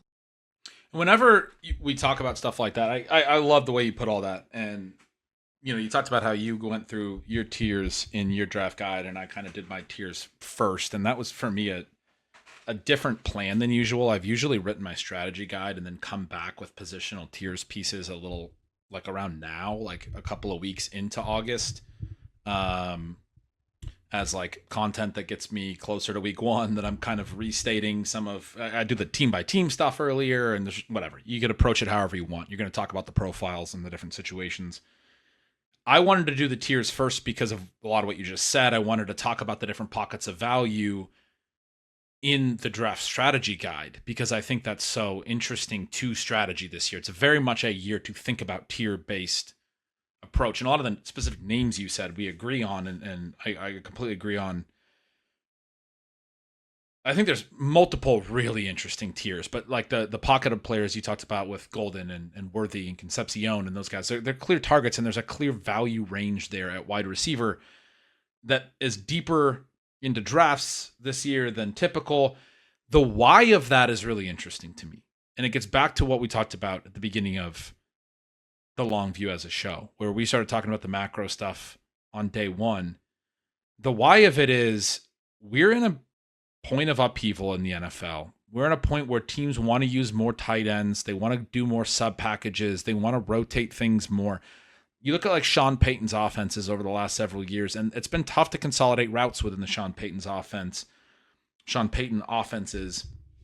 We talked about how he's used different running backs when we were going through the short view, but at receiver up until last year, or I guess the year prior to last year, 2024, I think there was only one receiver, Cortland Sutton, who had more than 400 routes. Everyone else was running different rotational stuff. Last year, Troy Franklin started to consolidate sort of that second role, but there wasn't like a clear third guy. The tight ends weren't consolidating. Ingram was very rotational. People very excited about Ingram as a guy who was going to play a significant role in that offense. It didn't materialize. I bring that up because Peyton's style of offense is always been what I think a lot of other offenses are going to gravitate towards, which is a lot of sub packages, a lot of different personnel groupings, a lot of substitutions and rotational things. And some of that for these teams is going to be within games. Some of it's going to be throughout the season. The thing I always go back to with the 13 personnel stuff with the Rams, they didn't start doing that until Puka Nacua got hurt. They were not doing it for the first 8 weeks. Nacua got hurt around week 9. He missed one game. And then when he came back, he was playing lower snap rates. And that's when Sean McVay is like, all right, let's use all these tight ends. Let's start doing 13 personnel. And it was effective. And then they built off of it. I think he probably had it in his back pocket longer than that. I don't think it was like a fortunate thing that just fell in their lap because Puka got hurt or something. But I do think the extent to which it became a thing, and then the extent to which it's become a thing league-wide as a result to a certain degree, was a response to who was available at the other positions, was a response to wanting to limit Puka Nacua. They were using Devonta Adams as the only wide receiver in 13 personnel at that time. And then when Nacua got healthier and as they got into the postseason, their 13 personnel rate actually came back a little bit. It wasn't as extreme. They were still using it. It was still a sub-package they wanted to use. And teams are going to do these different things. There's going to be more offenses that are like the Broncos, that are going to be uncertain, that are not going to be as productive. I can't tell you exactly who. There's a lot of... because I don't know. We're guessing with a lot of this stuff. There's a lot of offenses that look like they're going to be a little bit more rotational and not consolidate routes. But I think this concept of consolidating routes is going to be something that we're going to learn is really important to the future of fantasy football as the sport continues to develop. As seasons get longer, NFL owners are going to eventually push us to 18 weeks. We're already at 17 weeks and things have changed just because of that. I hypothesized in a piece not too long ago that we had more games in the last few years where NFL players left right away, early because of injury, where teams just were like, look, we're going to pull you out as a precautionary measure. We're not going to have you play through it because it's a long season and we might as well be careful. And it sucks for fantasy as a result. I was writing about that. One of my subscribers did a deep dive into that and came back and was like, yeah, there's it's statistically significant that there have been more games the last 3 years. In the last decade, the number of games where players had played fewer than 10 snaps and scored 0 points or something like that, I think was the specific parameters he used, which is maybe a little bit too specific, but he found that 2023, 2024, and 2025 were all the highest rates in the last 3 years. It was a small effect, but it was an swinging effect. And that was despite running back being the last 2 years, the running backs who that's happened to was the lowest 2 of the decade. Running back, that used to happen to a lot more. They've stayed healthier the last couple of years. So the other positions are overriding the running back health of the last 2 years and even pushing this effect that much more. So anyway, it was a very minor study, and shout out to that subscriber whose name I don't have right in front of me, and I apologize for that. But a cool use of data to validate something, which was just a a broad hypothesis that we have more players leaving games early. I've talked about this like rule we should add in fantasy football where you could have like one or two quote unquote bench players. And if that kind of thing happens, then that player automatically inserts into your lineup. It's not full best ball, but it's like a concept similar to best ball. Anyway, we don't have it. Maybe someday in fantasy we would have something like that exists, because I think it sucks when you lose games because of stuff like that. You have it on well, or no, not quite that. Never mind. I was gonna say we have like this replacement thing on Sleeper, but that doesn't actually work that way that you just said it. It's like if someone is questionable, and they play at like the late games or whatever, so they're questionable going in, you can like designate someone as a designated replacement ahead of time. So it's like you would get the early guy's score if the late guy doesn't go in, but that's a different thing. That's interesting. Yeah. But yeah, I mean, the injuries and all that stuff matter a lot more as well. But I was off on a bit of a tangent there anyway about the early replacements and stuff. But the point was we're going to get a lot more sub packages as teams are a little bit more health conscious. We've had a lot of that over the last several years. Teams holding guys out for a couple of games, this, that, and the other thing, to be a little more cautious. Long season, we got a lot ahead of us. It used to be when I was growing up, I mean, guys tried to play through everything. Any given Sunday, man, you put your life on the line, just shoot up, tore it all, and go play. I mean, that's the way that it was. I mean, you laugh, but like that was the NFL. Like, if you didn't do that, you were letting your brothers down. I think there's a lot more like long-term health, and like it's much better for the players in this regard. But a lot more of that that layers into the decision making in a way that is important to fantasy football to understand. It does it like for some people it's like, well, it just makes it harder, just makes it, there's more variance, there's more uncertainty. And it's like, yes, but also we can build our strategies around that knowledge. Now, part of the reason I'm going into this whole thing about more sub packages and route consolidation being so important and all this stuff is, as you were talking about it and how there's so much value at that wide receiver position and the guys that we like later, I think a big part of that is there are more offenses that are uncertain this year where teams are playing, or people are playing it, the industry is playing it. Like, I have a bunch of guys completely removed from those tiers. Like, I have Quentin Johnston out. I have him as like a full fade. Ladd McConkey and Quentin Johnston both go in those earlier ranges that help push down some of those names that you mentioned. Think about, like, you mentioned Matthew Golden, but the Packers have two other receivers ahead of him. He's the third receiver taken on his own team. The Jaguars and the Cardinals have been on certain ones where there's been multiple players up in that range for a long time. I mean, even teams like the Titans, you have Carnell Tate and you have Wan'Dale Robinson. As soon as Stephon Diggs got signed, he moved up there pretty quickly, and he's up there with Terry McLaurin. You have the Steelers. People have not necessarily known how they want to play Metcalf and Pittman all off season. And for a lot of these teams, I think the relevant point is we don't even have like a clear hierarchy. These players are ranked back to back with their teammates in some cases. I mean, they're ranked very, very close to their teammates. And because of that, you have sort of a cluster of there's always been like a group of veterans there that push down some of the young profiles, but I think we have a bigger cluster of veterans because of a lot more uncertainty. A lot of those guys are going to miss, man. Like, I'm getting increasingly concerned that Brian Thomas is just going to be like a big bust for people that have been drafting him in the 6th round or whatever, like right in the middle of their, key rounds of building their team. And Brian Thomas is going to be the 3rd best option on his passing game is, the way that I saw it put today. And it's like, that's not going to work in the 6th round. You don't want to be the 3rd, most targeted player in your passing game.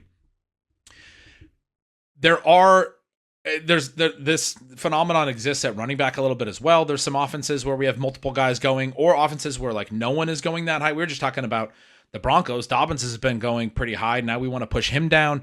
There's sort of 3 Broncos backs. There's been the issue with the Vikings backs all year, issue with the Commanders backs all year. A lot of these teams where you have, we talked about the Steelers, both Warren and Dowdle, because the market can't decide who's even the lead. I mean, Bashal Tutin and Chris Rodriguez, there's a bigger gap, but similar thing. Those types of backfields have existed, but in the past in fantasy, but I think it's less certain now. It goes all the way back to the lack of certainty with last season. All of the favorites last year, like from a win total perspective and a season-long Super Bowl odds perspective, tended to struggle. the teams that made the Super Bowl, like the Patriots were whatever they were the year before, they had 4 wins or something. Vrabel ends up winning Coach of the Year. They have a really easy schedule. They go to the Super Bowl. They were like a 9.5 win total over under. Seahawks were somewhere in that range. Rams were somewhere in that range. Broncos, I think, were decent, but those were the final four teams, and none of them. I remember looking at this from the perspective of futures odds, and for reasons I'm not going to go into, I look at the futures odds right after the Super Bowl every year for a different type of fantasy draft called On the Fantasy. I'm not going to go into it too deep, but I look at NFL next season Super Bowl odds and pretty extensively every February. And the February before, I think the Broncos were the only one that were like even in the top 20 odds. The Seahawks had really low odds. The Patriots had really low odds. The Rams were like, or maybe the Rams were the only one. I can't remember exactly, but Rams probably would have been higher. Yeah, they would have been decently high. I have it somewhere. I wrote about it early in the offseason. But maybe the Broncos were the one that was around 20th in the league, but they were like the final four teams. None of them was like a top 5 favorite. The top 5 favorites coming in were obviously like the Chiefs were coming off another Super Bowl run. They didn't even make the playoffs. The Lions had just been really good the year prior. They didn't even make the playoffs. The Commanders had made the NFC Championship the year prior. They had fallen down in odds a little bit, but they were, Jayden Daniels going into year 2. They had a worse season, right? Like the Ravens, Lamar Jackson gets hurt. They didn't even make the playoffs. All the Bills made the playoffs, but they were a wild card, and they ended up, they had a shot for last year to be their year. They ended up losing in overtime in Denver. Could have potentially made the Super Bowl run had they won that game, but they were one of the few preseason favorites. The Eagles were the Super Bowl favorite winners the year prior, and they were much worse last year. They still had a really good win-loss record. I think they were 12-5, but they ended up losing in the first round of the playoffs, if I'm not mistaken. Many of the top teams coming in from last offseason did not actually do very well. The teams that did do well were lower, and as a result, when I was looking at the futures odds for 2026 in February, like I do for this Omni Fantasy thing every year, at the beginning of, right after the Super Bowl, the beginning of the release of those odds, there was more parity than I'd ever seen. It was absurd. Usually the favorites about plus 500, like 5-1. The favorites were like 9.5. It was like plus 950, like way higher. Now, the Rams have since traded for Myles Garrett, and there's an expectation Aaron Donald's going to be back, and they're like the clear favorites now. And I don't know where they're at, but they're probably up at least to plus 500. But at the beginning of the offseason, it was extremely flat. At the top, the Rams and the Seahawks were the top 2 coming into this offseason. And but from there all the way to like the 20th team, which I remember at like the 20th team was like the Bears, and I was like, they're undervalued. The Broncos had moved way down, even though they had made the AFC Championship, and I was like, they're undervalued. People really like the Chargers. They started betting them up. But there are so many teams. There's like 20 teams that people think could legitimately win the 2026 Super Bowl, is the point that I'm getting at in kind of a long-winded way. But this uncertainty for who are even going to be the good teams gets back to the macro stuff we've talked about. You want to talk about more macro stuff. More young coaches hired this offseason than ever before for coordinator roles, major coordinator roles. Declan Doyle's in his 20s. Guy was 29 years old. He's the new coordinator for the Ravens. There are several like 30, 31-year-old, 32-year-old coordinators. Never been anything like that in the history of the NFL. As many as there were this offseason. I think it was also the most turnover in offensive coordinators in one offseason as well. I think it was as much as 20 teams have new offensive coordinators this year. And some of that was like teams letting the old guy go just to promote the young guy from within. Like the Broncos did that to get Davis Webb to an offensive coordinator role.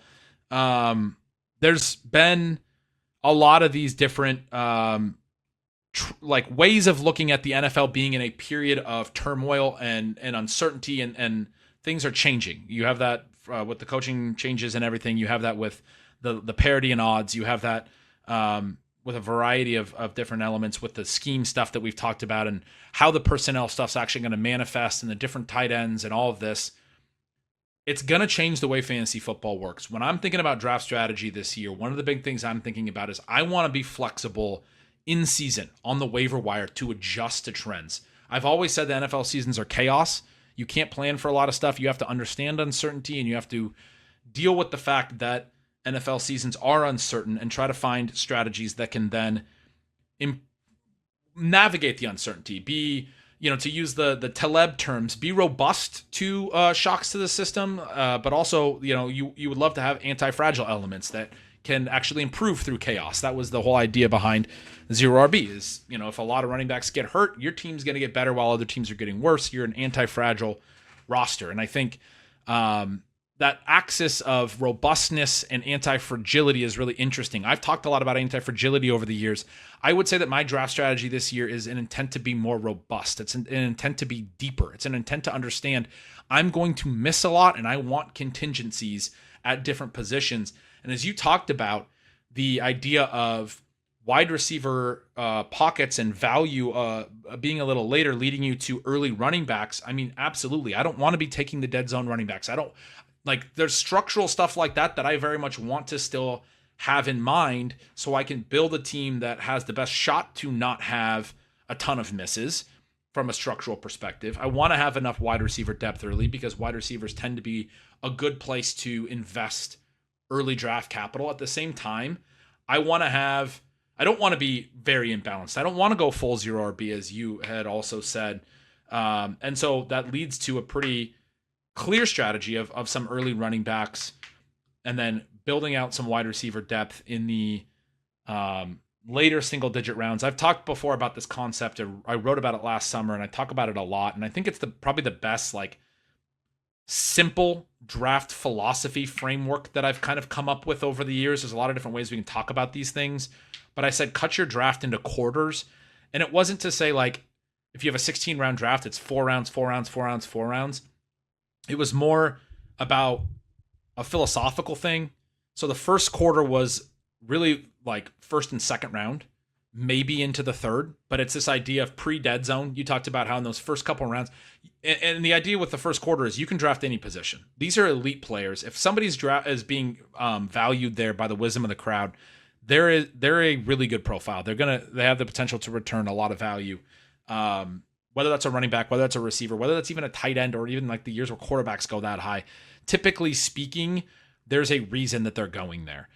Then starting about the beginning of the dead zone, which is for me, middle round 3, late round 3, into round 4, the second quarter, in the way that I was saying cut your draft into quarters, is actually a bigger gap than the third quarter. It's not 2 rounds, then 4 rounds, then 6 rounds. The second quarter is that round 4 range through round 8, round 9. It's 6 rounds or 7 rounds, and that's the range where you it's before the wide receiver window often closes. Now, what's interesting this year, as you talked about with some of these Golden and Worthy and guys, they can go in round 10, 11, 12. The window doesn't really close as early. But that quarter 2 philosophy is, okay, during this time, what do we want to accomplish? Well, you have the start of the running back dead zone. You don't want to be taking a lot of running backs in that range because historically that's not great. You do want to be building wide receiver depth in this range. Historically, that's been very favorable to builds. There's certainly the option of an elite tight end. And by the back end of this, or even in the middle, if you wanted to go after an elite QB, you could. Now, this year, my argument would be don't take elite QBs in this round or this quarter 2 range. Don't probably go after. I mean, you could do tight ends in the early part of this, but it's kind of an elite tight end year or a wait at tight end year for me, a great or late strategy. And you talked about so it's the front end of this. In a lot of home leagues, you can get a tight end in round 4, and that's you can get Loveland even. Maybe Warren. I think that's a really nice way to build where you don't. I love getting powers, certainly, but you don't have to sacrifice the elite running backs and receivers in quarter 1 in those first couple of rounds to take Loveland or Warren. You can get them at an opportunity cost of dead zone running backs and a lower tier of receivers, and that's a pretty meaningful downgrade to still get a really good tight end play. So I kind of like that concept. Build enough wide receiver depth through that range, but you might also be hitting some running backs in the later part of quarter 2 or even the middle part, the lower, not at the very top of the dead zone, but round 6 you can hit a running back. I mean, I'm doing that this year in drafts. And then as you get into quarter 3, this is a shorter quarter for me. It's 8, 9 through 12. It's 4 rounds. It's not quite as many rounds. Maybe it's round 9 through 12. Maybe it's around 10 through 12. I don't know. Maybe it's 3 rounds sometimes. But this is often thought of as a really good QB range. It's often thought of as the 0 RB range where you go for these 0 RB targets. This year, that's that RJ Harvey, Jordan Mason, Ja'Cory Krosky Merritt group that we were talking about. And then it's also like the last stop to get wide receivers, but traditionally I've been like, you don't want to need wide receivers into quarter 3 is sort of the idea. This year you can get some still, so it's interesting. But the idea is whatever positions you are not strong at through quarter 2, you probably want to hit in quarter 3. So if you haven't taken a quarterback yet, there's room to take a quarterback here. If you have taken a lot of receivers, you want to be hitting 0 RB backs. If you took more running backs early, you definitely want to be building out some wide receiver depth in this range. If you haven't taken a tight end yet, maybe you start thinking about tight end, whatever.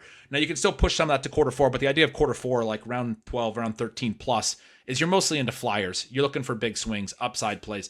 What I think is super advantageous about late round quarterback is you can go all the way to quarter 4 with your starting quarterback. And you could potentially take 2 back there, have 2 swings at the apple, and it can be 2 really intriguing ones. The one that I've always talked about is this offseason is Kyler Murray is going so late that he can be your quarterback too. You can do like a Knicks Murray thing or a Goff Murray thing, and you're going to have plenty of upside at quarterback, and you didn't have to pay any quarter 3 or higher prices. But this idea that you were talking about of these different ranges, that's sort of how I like to think about it. I think it's a reasonable framework, this cut your draft into quarters framework. It's a small quarter at the beginning. Quarter 1's just a couple of rounds. It's a bigger chunk, sort of the rest of your single-digit rounds. That's quarter 2. We often call these the mid rounds. And then you have sort of the 0 RB range, the early double-digit rounds. A lot happens in that quarter 3. I said it's only like 3 rounds, but you can hit on all the different stuff, but everything dries up, right? Like wide receivers maybe already dried up.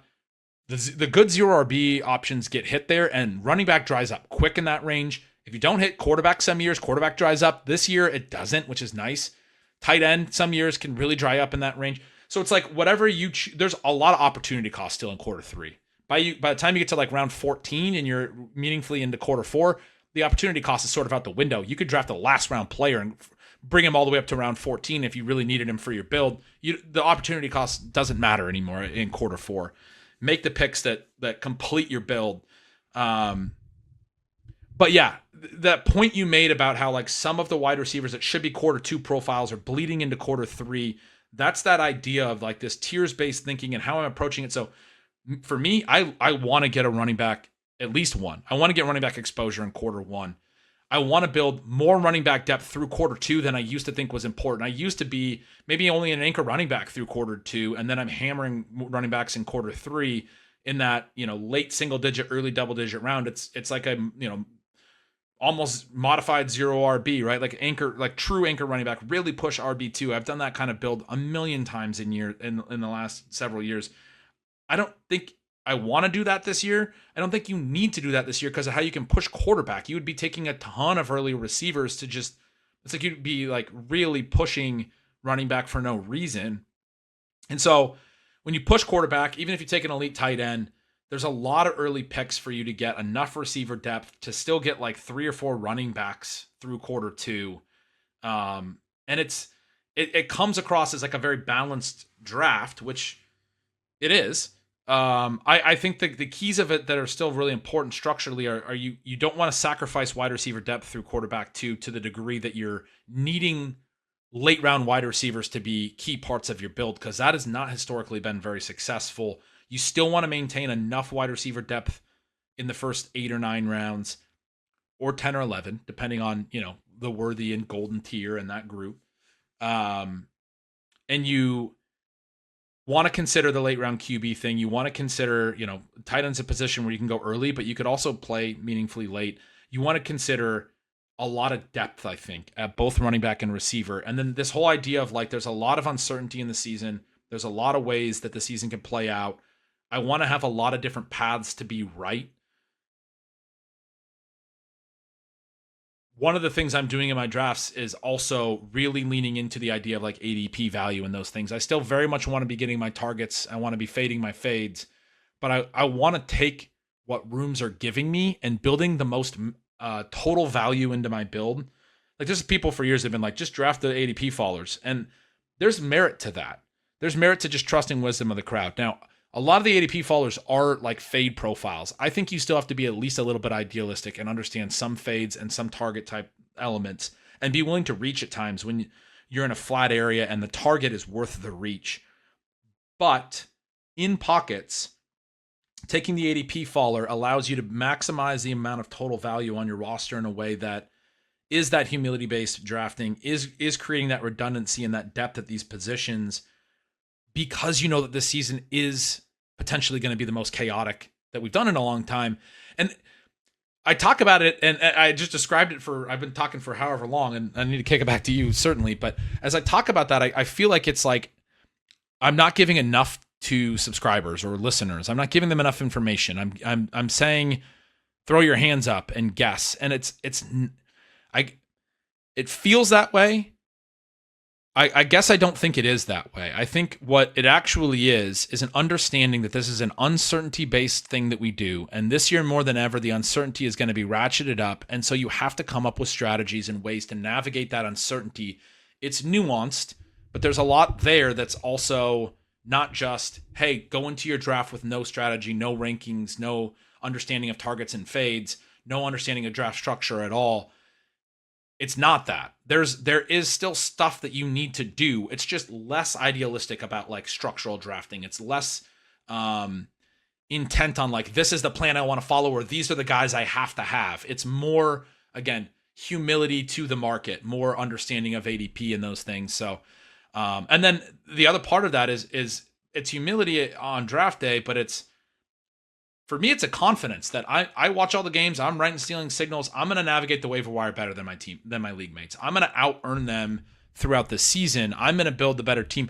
And I think we have to do that. That's part of fantasy football in 2026 is an understanding you got to manage your team. And I love that stuff, man. I love thinking through the ways that values rise and fall. And we're going to be talking about it in season every week, what we're seeing, what we're not seeing. You're going to be writing the Hitchhiker's Guide and all the awesome work you do. I'm going to be writing stealing signals, and we're going to come together on like Thursdays, and we're going to talk about this stuff every week, what we're seeing from a long view perspective, whose value is rising, who's falling. That's the stuff that makes or breaks things, I think, in a 17-game season, in a league that has a lot more sub-packages and a lot more of these issues with things not being clear. There's a lot of uncertainty right now, right? And so how do you play it? Well, hopefully I just kind of laid that out to a certain degree, at least how I think I'm playing it. I'm curious if that resonates with you at all. Yeah, there was a ton of good stuff in there. A lot of it resonates with me a lot. I mean, I think that the way that you put the quarter stuff, like, resonates a lot with sort of, to me more than ever, like how I'm seeing some of the natural tiering playing out. I wanted to pick up on a couple of points, especially that you hit on that I thought were great, and I definitely won't hit on all of it. But the ADP stuff has been something I've noticed, like in terms of the willingness to take fallers. I've noticed already has benefited me in spots with co-managers where there's already been drafts that I've had. Like I've been drafting mains all week with various different people, and there's been times where someone else has wanted to reach on someone and we've outvoted them, and then the person that they wanted ended up being there the next round anyways, or I've wanted someone and I've gotten outvoted and they've been there. I think there's so many flat pockets of drafts this year that it is really difficult to predict what the room is going to do. And so I do think that I think that it presents you with opportunities to understand when to take a stand and when to take the faller, and like try to say what I mean by that to make it sound less cliche. It's like, you know, there are going to be guys that you just don't understand their price, I think, this year, that you're like, why is this guy in this tier? This guy should be in a completely different tier. And I think if you get to a point where you feel like the ADP, like the market's tiering is very flat, and you have an opportunity to go and get your guy maybe a little bit ahead of ADP, I think that's a chance to be aggressive. Whereas I think that there's also opportunities to be like, maybe I have a mild preference for one guy over another, but you know, the ADP tier here is actually not flat. I got to grab this guy who I have in the same tier. I know he's not coming back, and I might be able to play into a bit of the humility of, you know, the guy that I think should be in this tier, but the market says isn't, he's going to come back to me. Like Jameson Williams, the guy that we've talked about a few times on this show, you have him even higher than I do. I've moved him up since talking to you.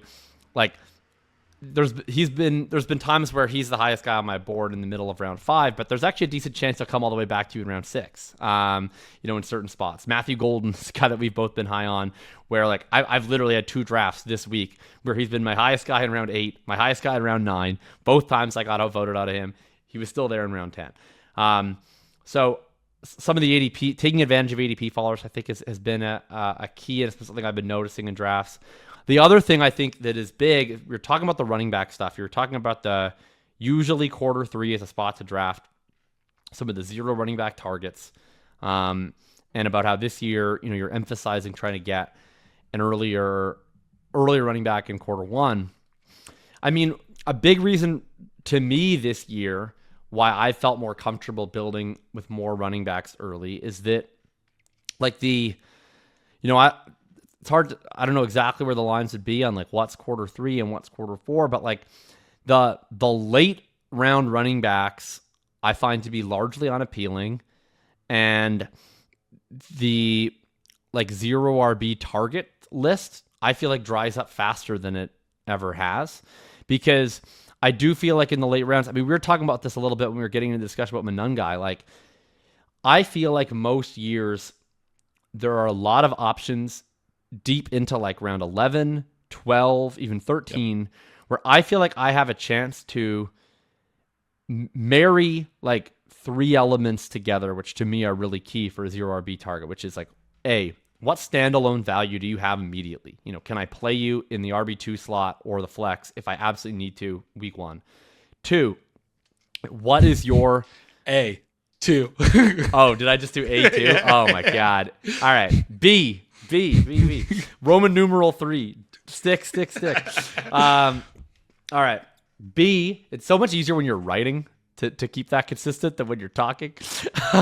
Anyway, so yeah, A is the standalone value. B is like, can you carve out a much larger role over the course of the season without injury? Can you just take someone's job? You think of like Bucky Irving a couple of years ago was a classic guy who was not startable at all in week 1, but pretty quickly became startable, and then pretty quickly became the RB1 because he just went out and took a guy's lunch. And then 3 is pure contingent value. How high is it? Your talent, whatever. Just went AB3. What? Like contingent value, continue. Block? Yeah. What's another category of something that I could like? I don't know. I'm trying to think of the most wrong I could be here with the categorization. No, but, I love it. It's just fantastic. But yeah, so A, B, and 3 is like, based on your environment, based on your profile, like how high can we get the contingent value? Are you a guy that's only going to be a 2-down hammer, or can you play on all 3 downs? Are you going to provide efficiency? Are you on an offense that scores touchdowns, that fuels points towards running backs, or are you not? And like ideally, I'm trying to find targets that marry multiple of these elements together. And this year, I do find it to be very difficult. Like, Tank Bigsby is a target for me, but he's only a contingent value play, I think. Like, maybe he can steal a little bit more work from Saquon. I would be surprised if he's a guy that we are like looking forward to start, especially early in the season. And he's certainly never taking the job outright. Tyjae Spears, the guy you brought up earlier, like I think he'll have some elements of standalone value, but and maybe he could overtake Tony Pollard, but that's like a bit of a stretch, I think.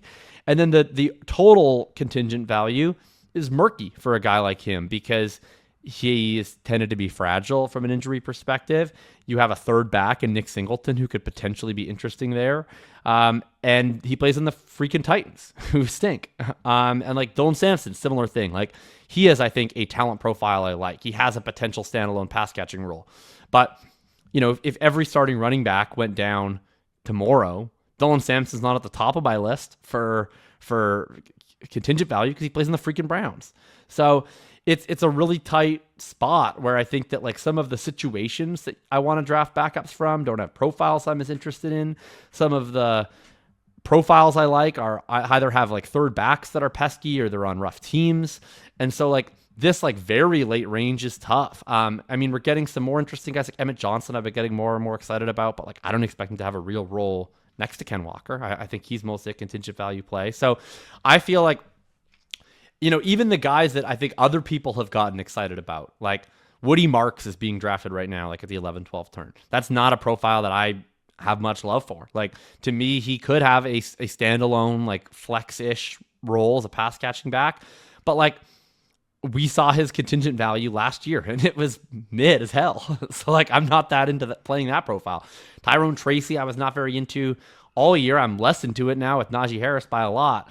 So all that's to say, like, when I first wrote, like, the Hitchhiker's Guide has changed a lot from what it was when I first wrote it way back. But like what it used to be is like I had a preseason thing, and I'd bring up like some different guys in each round that I thought were interesting, and like I don't know who I think are like uniquely interesting running back bets in like round 14, round 15, round 16. Like, it is tough. There's guys you can stash, but they're like a lot of waiver plays to me. You know why it is, as we're talking through it? It's because the running back stayed so healthy last year, and the receivers, the whole thing I described with the glut of receivers in the middle is because the receivers got hurt. I mean, like Parker Washington, we saw so much of him because Travis Hunter got hurt, and different things opened up opportunity for guys like that. We had a bunch of running back or receiver injuries, and then you get to see players, and you get to see things, and then the next year they are the interesting names, or you're not really sure. Is it the guys coming back from injury? Is it the incumbent? Who's going to be the star for this offense? At running back, we didn't get to see enough of the backups like actually get meaningful work in the last couple of years because the lead backs have stayed so healthy.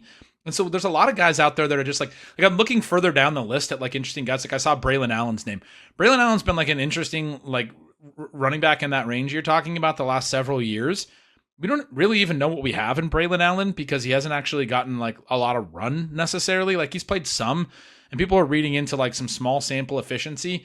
There's a possibility that like if Breece Hall would have missed meaningful time last year, that we would have seen a run of production from Braylon Allen that people would still be talking about in a way that would like have him going much higher, and either would make him the intriguing player or push down other intriguing players, right? You have this whole thing of like last year, Ray Davis is an example of a guy who last year we were taking like round 12, 13 because he'd had that one big primetime game.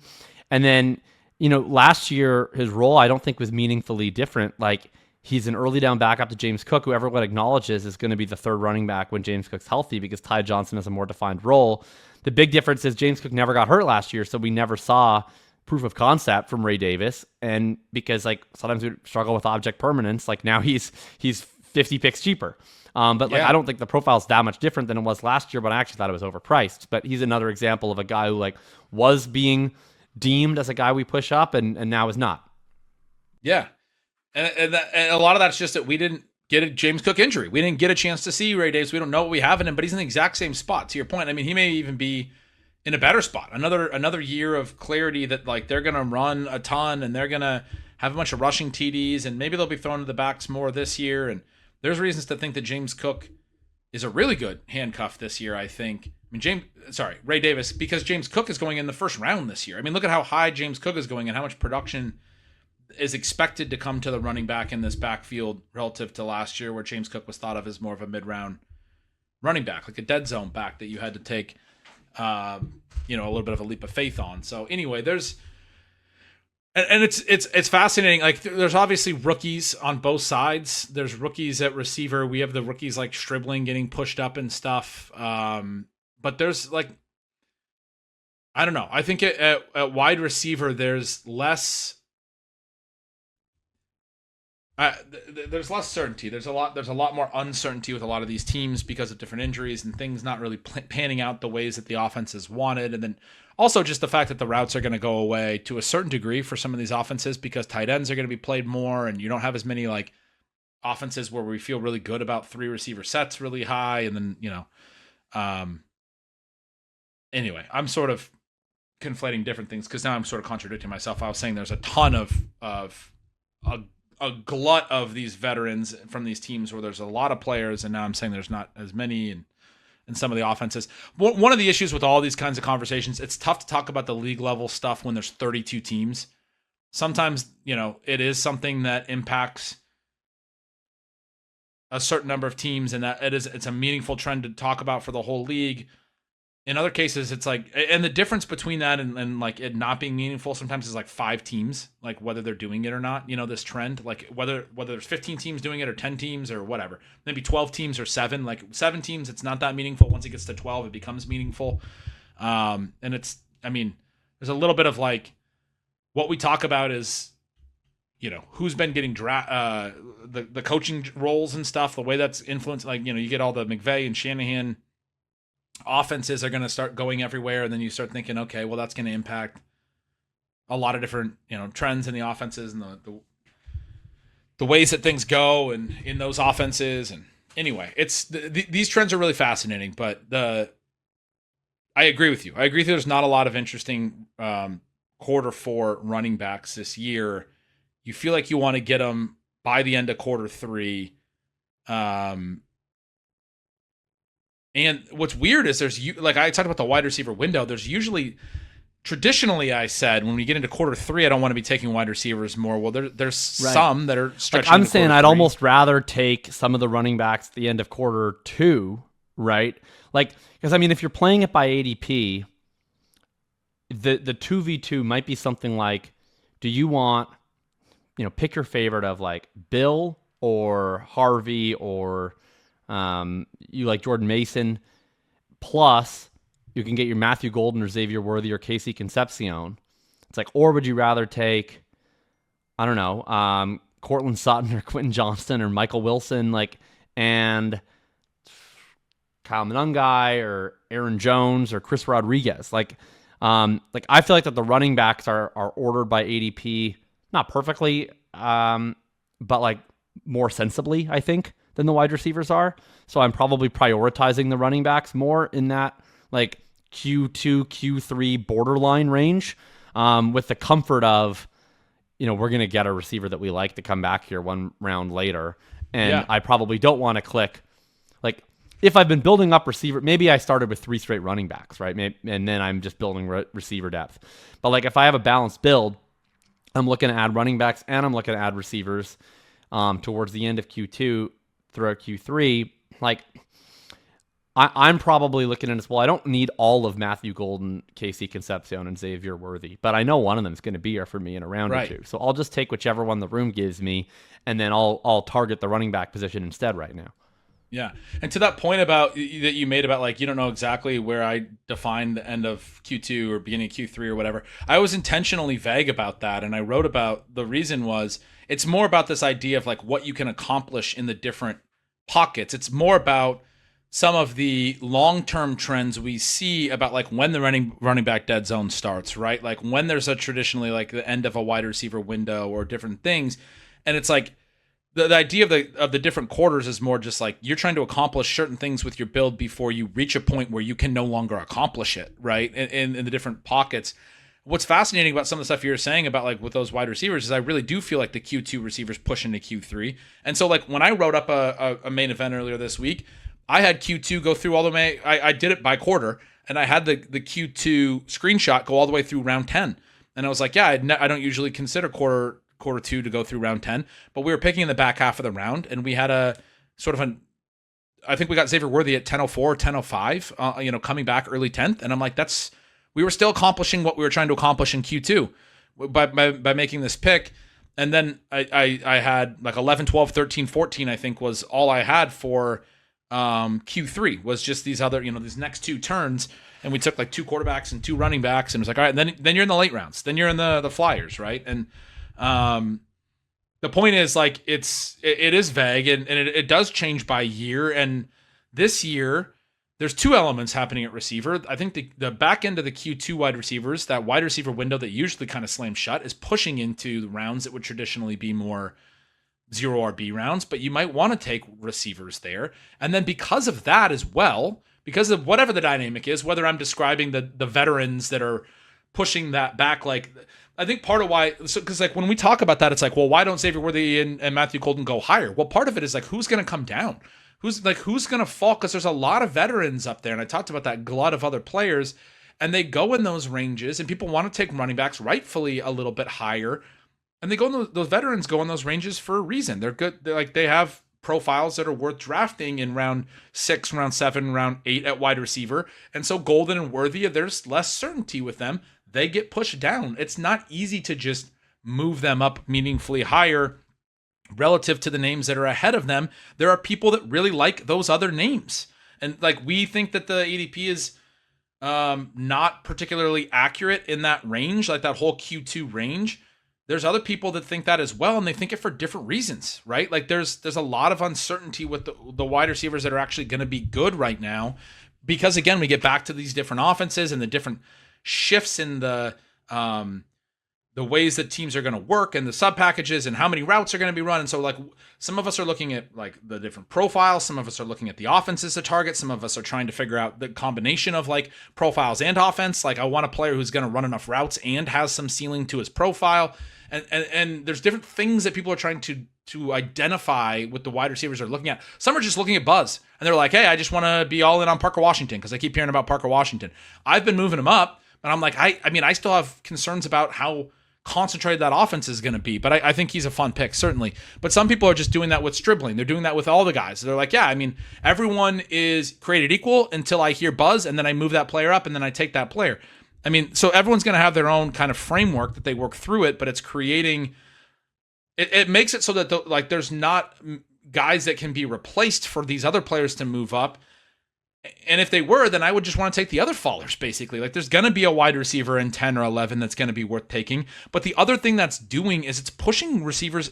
You were talking about how there's no good running backs in round 4 or Q4. There are good receivers this year. The Denzel Boston, Trey Harris, Pat Bryant, Jacoby Lane, Cyrus Allen group. I have all those guys as targets and back-to-back in my rankings. I even like Malachi Fields a little later. You can throw Travis Hunter in there, but like sounds like he's not going to play a ton early. But there are a number of intriguing late receivers this year as well. That again, it comes from the uncertainty in all of these offenses. We don't really know how it's going to go, and it's pushed. Like a guy like Denzel Boston would have been pushed up to like the 10th round in prior years. I feel like a second round pick that's getting a lot of camp buzz. Like that guy would be going in the 10th round. The stuff that we're hearing about Pat Bryant, the stuff we're hearing about Jacoby Lane and some of this stuff has been so optimistic.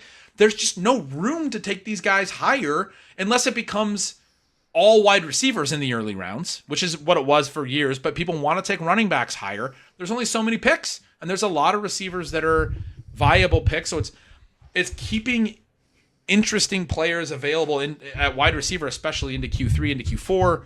And then, again, that working back to front point that you brought up a lot earlier is so crucial to thinking through this year as well. When you think about what can I accomplish in each of the quarters, all right, I want to be taking wide receivers more than running backs in some of these spots late. I'm free to take some running backs. The biggest reason we always took all the receivers early is you couldn't get receiver upside late. Yeah.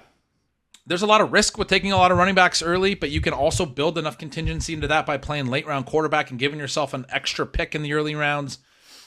You can do different things to navigate a structure where you're taking more quote unquote detours in the early rounds. That was always this idea of like the detour to the goal of getting adequate wide receiver depth. We're taking more detours this year, but it's still navigable in a way that doesn't completely forego these ideas around adequate wide receiver depth and structural building. It's a fascinating year with the ways that the tiers come together and all those things. But yeah, I think we actually have a lot of agreement in how to play this. Well, speaking of detours, I'm gonna put you completely on the spot if you're okay with this. It's an idea I didn't text you at all. To illustrate kind of all of these like abstract concepts that we've been talking about and putting a lot of it in broad terms, why don't you chart for me? I'll let you pick. Do you want to pick at the beginning of the draft, the middle of the draft, or the end of the draft? And then I want you to read out, you don't have to give me like the super specific players, but broadly what like a dream draft would look like in kind of a standard home league setup. Okay. Well, it's only going to be 12 rounds. So it's going to be nice and shallow. So it's going to be one quarterback, two running backs, two receivers, one tight end, one flex. We're not worrying about kicker defense. So did you say 7 two starting receivers? Lineup spots? Yeah, 2 running back, 2 receiver, 1 tight end, 1 flex. I'm making this like the shallowest possible home league setup. The easiest 5 one for bench me spots. So it's 12 rounds. Yeah. The easiest one for me is the late first, because I really think in this format, in the late first, I want to go running back. I want to get 2 of the like Ashton Genty, Kenneth Walker, Chase Brown, Omari, and Hampton group at the 1-2, like right at 12. I think you can get 2 of those guys. And then at 3-4, I'm probably taking Garrett Wilson and Colston Loveland, and I'm getting my elite tight end and starting the wide receiver build. And then at 5-6, I'm hoping that Jameson Williams is there and probably taking another receiver or potentially a running back, depending on sort of the value, the way the room has fallen. And then 7-8, I think you can get back into running back pretty easily at that point. Ideally, you probably went wide receiver 5, 6. And at the 3-4, you went wide receiver tight end. So now you have 3 receivers already. Back at 7-8, you can hit running back again. And you said it's only a 2 wide receiver league. I don't need that much wide receiver depth. And then 9-10 is when you come back and you're like, okay, I can get receivers here. I can get Golden. I can get the worthy type. And so through round 10, I have my 2 anchor running back start. I get a couple more running backs in like the 7-8 range. I've taken my elite tight end. I got like 3 pretty good early receivers. I added to that with my 4-5 in like rounds 9-10, wide receiver 4-5. 11-12, it's like, do whatever I want. I mean, I feel like I've accomplished what I needed to through 10. I'm playing the room a little bit, whether I continue to build running back depth, probably running back depth, but potentially wide receiver depth. And I'm probably still pushing QB. I mean, I'll take QB in 13-14 or 15-16 or something. The trickier ones for me. So, and I think I could do similar from the 101 where I would take Gibbs. There's different pockets of players, obviously. And the trickier ones for me are, what do you do when you're in a position where you have to take Chase or Puka? Because it's just so much more obvious. That's the toughest. If you're at the 3 or the 4, I'm with you. I'm like, in a perfect world, I want a running back, but if I'm at the 3, I'm still taking Chase or Puka. I'm not taking like McCaffrey or Taylor. So I think that's the most challenging spot. And it makes those spots, the second round is trickier. I've taken Breece as high as that. But I don't like a lot of the running backs that are available, that tend to be available there. All the ones I just named are the ones I kind of like, and then I'm not as into Barkley, Henry, Achane, although they tend to go higher too. But I would potentially take Breece in the second, or it was like the potential to take Breece and Love together. I did that in the Apex Experts League. I did a Puka, Breece, Love start, and then they both got hurt after that. It's a slow draft that I took them before either of them was injured. Oh man! But then I went back to receiver I took Tyler Warren in 4. He came all the way back, and then I went receiver 5, receiver 6. Continued to build. I know I took Worthy in that one, but I took a couple. I actually went back to take. Here, I'll look it up. I went Puka, Breece, Love, Warren. So through 4, I had 1 receiver, 2 running backs, and a tight end. Same as what I just said at the 12. Then I actually took Mike Evans in the 5th, which is very unlike me, but this is a really receiver-heavy draft. Took Josh Downs in the 6th. This was before the Keenan signing. I did go back to Jaylen Warren in the 7th, so I went and got a 3rd receiver. And then Xavier Worthy in the 8th, because, again, this is a really receiver-heavy league. He was wide receiver 49 already, and then I took Concepcion at the 9th. So I took after Stribling, but wide receiver 49, wide receiver 52 at 904 is where I took Concepcion. So I had 5 receivers through 9 rounds still, even though I went Hall, Love, and Tyler Warren 2, 3, 4.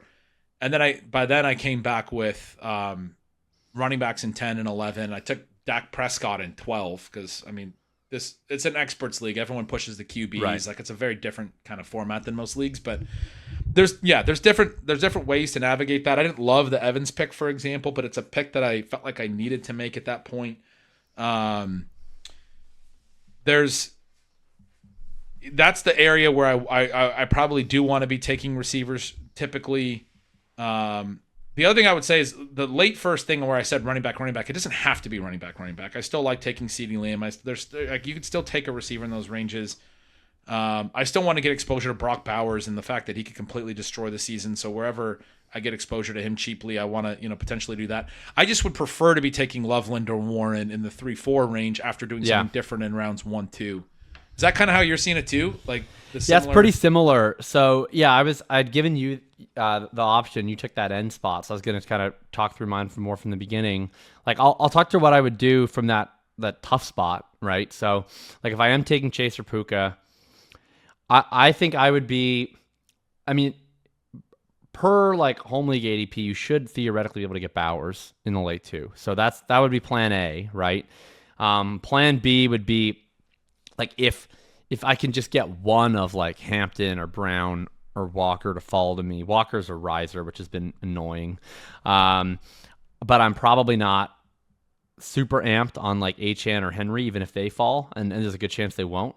So I see that group similarly. I'm probably going I'm going to play the board a little bit, obviously. So if Bowers is there round 2, he'd be my round 2 pick every time. If he's not there, I'm probably either taking McBride in round 2, or maybe if I'm if one of the running backs came all the way back to me, I would try to push him to round 3. But probably coming out of the first 3 rounds with wide receiver in round 1, a tight end, and then probably a running back, either because one fell to me in 2, or I'm taking Hall or Love in the 3rd spot. So I'm probably coming out wide receiver, running back, tight end. And then like 4 or 5, probably hitting receiver in at least one of those spots. Like I'd really like to get like Luther Burden to come back to me. If he does not, then I'm probably going to take J-Mo in like 5. And then one of those younger running backs. So like in an ideal world, something like Luther Burden and Bucky Irving or something like that would be how I would want that turn to go. And then you come back in 6. I mean, 6 to me is like literally like a prey round, because it's like I hope someone falls to me, because if they don't, then I'm just taking like, I feel like I could take any one of 20 players. But like it's my ideal draft. So in this world, my guy, who's not your guy, Marvin Harrison, comes back to me. So I take him in 6. And then in 7, that's when I start getting into like the running backs versus the wide receivers and thinking about the kind of comparative advantage, right? So 7, 8 is probably where I start looking at, like, depending on who's there, how the draft is going, like a Steelers back, a Commanders back, a Broncos back, Jonathan Brooks, if he's available in 7. Like those are probably the names I'm hitting there, with the hopes of 9, 10, 11, I'm hitting multiple of Mekhi Lemon, Casey Concepcion, Xavier Worthy, Matthew Golden. If I need some floor, maybe I'm looking at like Chris Godwin, Stephon Diggs, Michael Pittman. But like ideally, I'm taking more of the upside shots. That's probably how I'm approaching it. Yeah, I think I would be the same way. I might even take more running backs in that range, because it's almost like an anchor running back build at that point. Depending, I think probably where I would differ is I don't know that I would take Bucky in the 5th. I think I would still just lean into like a 1 anchor run. It would be a less running back heavy build than I would want to do, but I'd kind of lean into, like, if I got like a Breece or something in the 3rd, I would lean more into like a Puka, Bowers, Breece, like you said, Burden, J-Mo start. I think is really fun, and then I'd probably still potentially take a receiver 6, 7. And then 8, 9, 10, 11, like I might just be hammering running back and going to like a pretty traditional anchor running back build, which leaves value on the table with the Worthy, Golden, Concepcion group. But if that's how the draft falls to me, then I'm going to make sure on that build to get texture in that running back range where I get like one of Warren or Dowdle maybe, and then maybe I get one of the like Ja'Cory Krosky-Merritt, or I mean, I think Jordan Mason is a pretty solid floor play, but then I'm also going to make sure that I get Keaton Mitchell in that range, who I think is like the biggest, most fun, like ceiling swing in that range. And so I'm getting like multiple paths of, running back scoring and floor and ceiling and different things. And, maybe I'm reaching on Marshawn Lloyd a couple rounds later, depending on how sharp the ADP is in that room, as another kind of pretty big swing, kind of just looking at my targets in that range. But I think I would put a lot of bullets into that chamber of RB2 in that scenario. That's the one. But yeah, I mean, that's why that's so interesting, because draft position matters so much this year too, based on the way that the different pockets and the values unfold. There's some areas where you feel like you can take a lot of running backs throughout the draft. There's other areas where you're like, man, I could see a scenario out of that spot that we were just talking about. Like if you go Bowers in the 2nd round and then the turn takes both Breece and Love, you can't take a running back in 3. No, I'm not bringing Kyron up the board. So I'm taking. I mean, luckily, if Breece and Love are both gone, I probably like the receivers available, right? That probably means someone like Pickens or Nico or London fell to me. So I'm taking one of them. 0 RB. And now I'm 0 RB. I mean, and then probably, we'll see what's available. Like Swift is a name I'd think long and hard about in the 4th. That's where I would take a Swift or a Bucky in round 4 or 5. Yes. Right. Yeah. It's not a full hard 0 RB. We've always said with 0 RB, you don't want to pull out too early. You don't want to stop. You keep hammering the depth, but not this year. If you start like that this year, I'm open to, because there's not even like that great of wide receiver plays in round 4 or 5 anyway. So you make your running back bets in that range if you have to, I don't think I've done a managed team quite like this, but I've definitely done like a hyper dead zone almost build in best ball this year, where I've done that, where I've done like something like Chase, and then like London, and then McBride, and then I've gone like Swift, Bucky, and then I'm taking a quarterback. So it's like I have these 2 receivers. It's almost like the inverse of it's almost like the literal inverse of what I feel like the traditional build is, where it's like you take your 2 running backs, then you hammer receivers, then you come back to running back later after you build your receiver depth. Like, because of some of the late wide receiver values, I don't mind these builds if the draft goes that way, where I take 2 of the top 10 receivers and an elite tight end, and then I don't really get back to wide receiver for a while, but then I sort of hit like, it'll be like Godwin or it'll be like Downs, and then it'll be Golden, and then it'll be Concepcion, and then like maybe you'll throw in like more of a floor play, especially in best ball, like a Coker or something like that. But it's an interesting year. It's been a year where I've been I've been very non-rigid, is what I would say in the builds, and like I've experimented with a lot of different things. I mean, we did one. You were talking about the Hero RB build from that area, and if you sign up for the Patreon, we did a premium stream last week where we did 2 drafts, and we did a really fun Hero RB best ball build with one of them, where we took Jonathan Taylor in the first round. We went away from running back for a while, and then I think we took 5 straight at one point, and it was fun to just be kind of like locked into one position group and hammering it. I thought we ended up with a really fun team, so check that out. And then still very viable. Yeah, I mean, I think people get too caught up on individual things. It's one of the things about balance is a mindset of balance in drafts that I'm enjoying. I mean, I've always been a pretty idealistic drafter from a structure perspective, but when you come in with an idea of like balance, like we're talking about, you can get out of your lane one direction when the draft pushes you that way, and like make your way back. Like I've drafted the team that we drafted that you just described, I've drafted that way a million times, right? Like it's not that hard, but you can let the draft take you where the value followers are and those things. If you're leaving yourself in a balanced position, that one, we did that through the early rounds and we hit on the wide receivers. And then later we had to take our medicine and take a bunch of running backs in a row. But that's when the room was moving back toward us and a lot of running backs fell to us. It was a really fun draft. And we're going to do a ton more.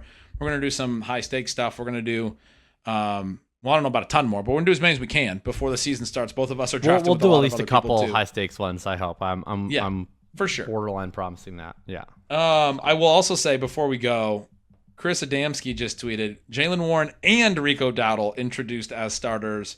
Pony backfield for the win. So now they're trolling us in their Friday night preseason game. They had them both out there at the same time, which is probably still a plus for Dowdle and for those reports, to be honest.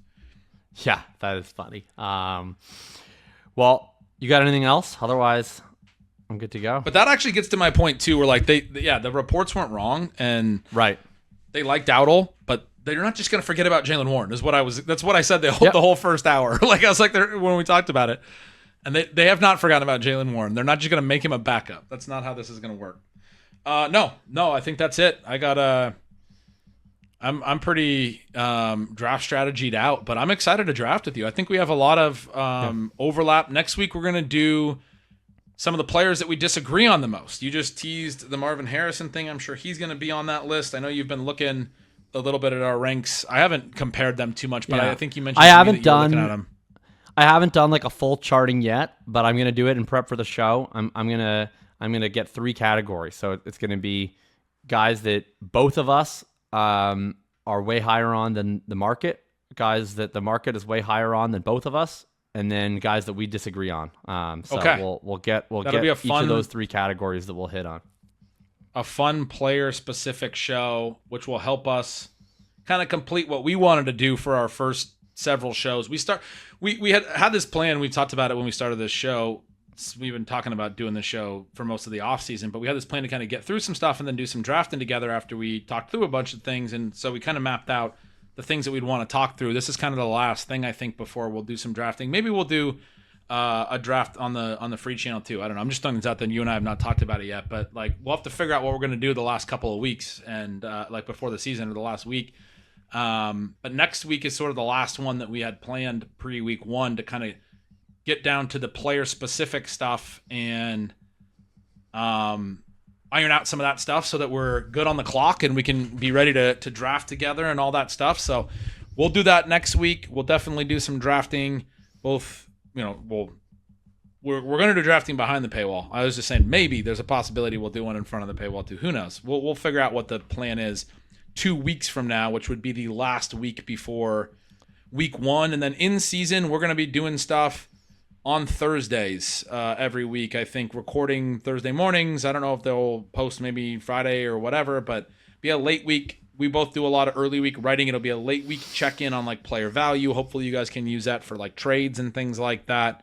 And yeah, we'll do some fun stuff in season. We'll do some rest of season drafts or things like that. We've talked about a lot of different fun ideas. So, yeah, we're a couple weeks away, man. I'm excited to. We're right here. I can't wait for the 2026 season to start and all of the takes to be done and the actual games to be going.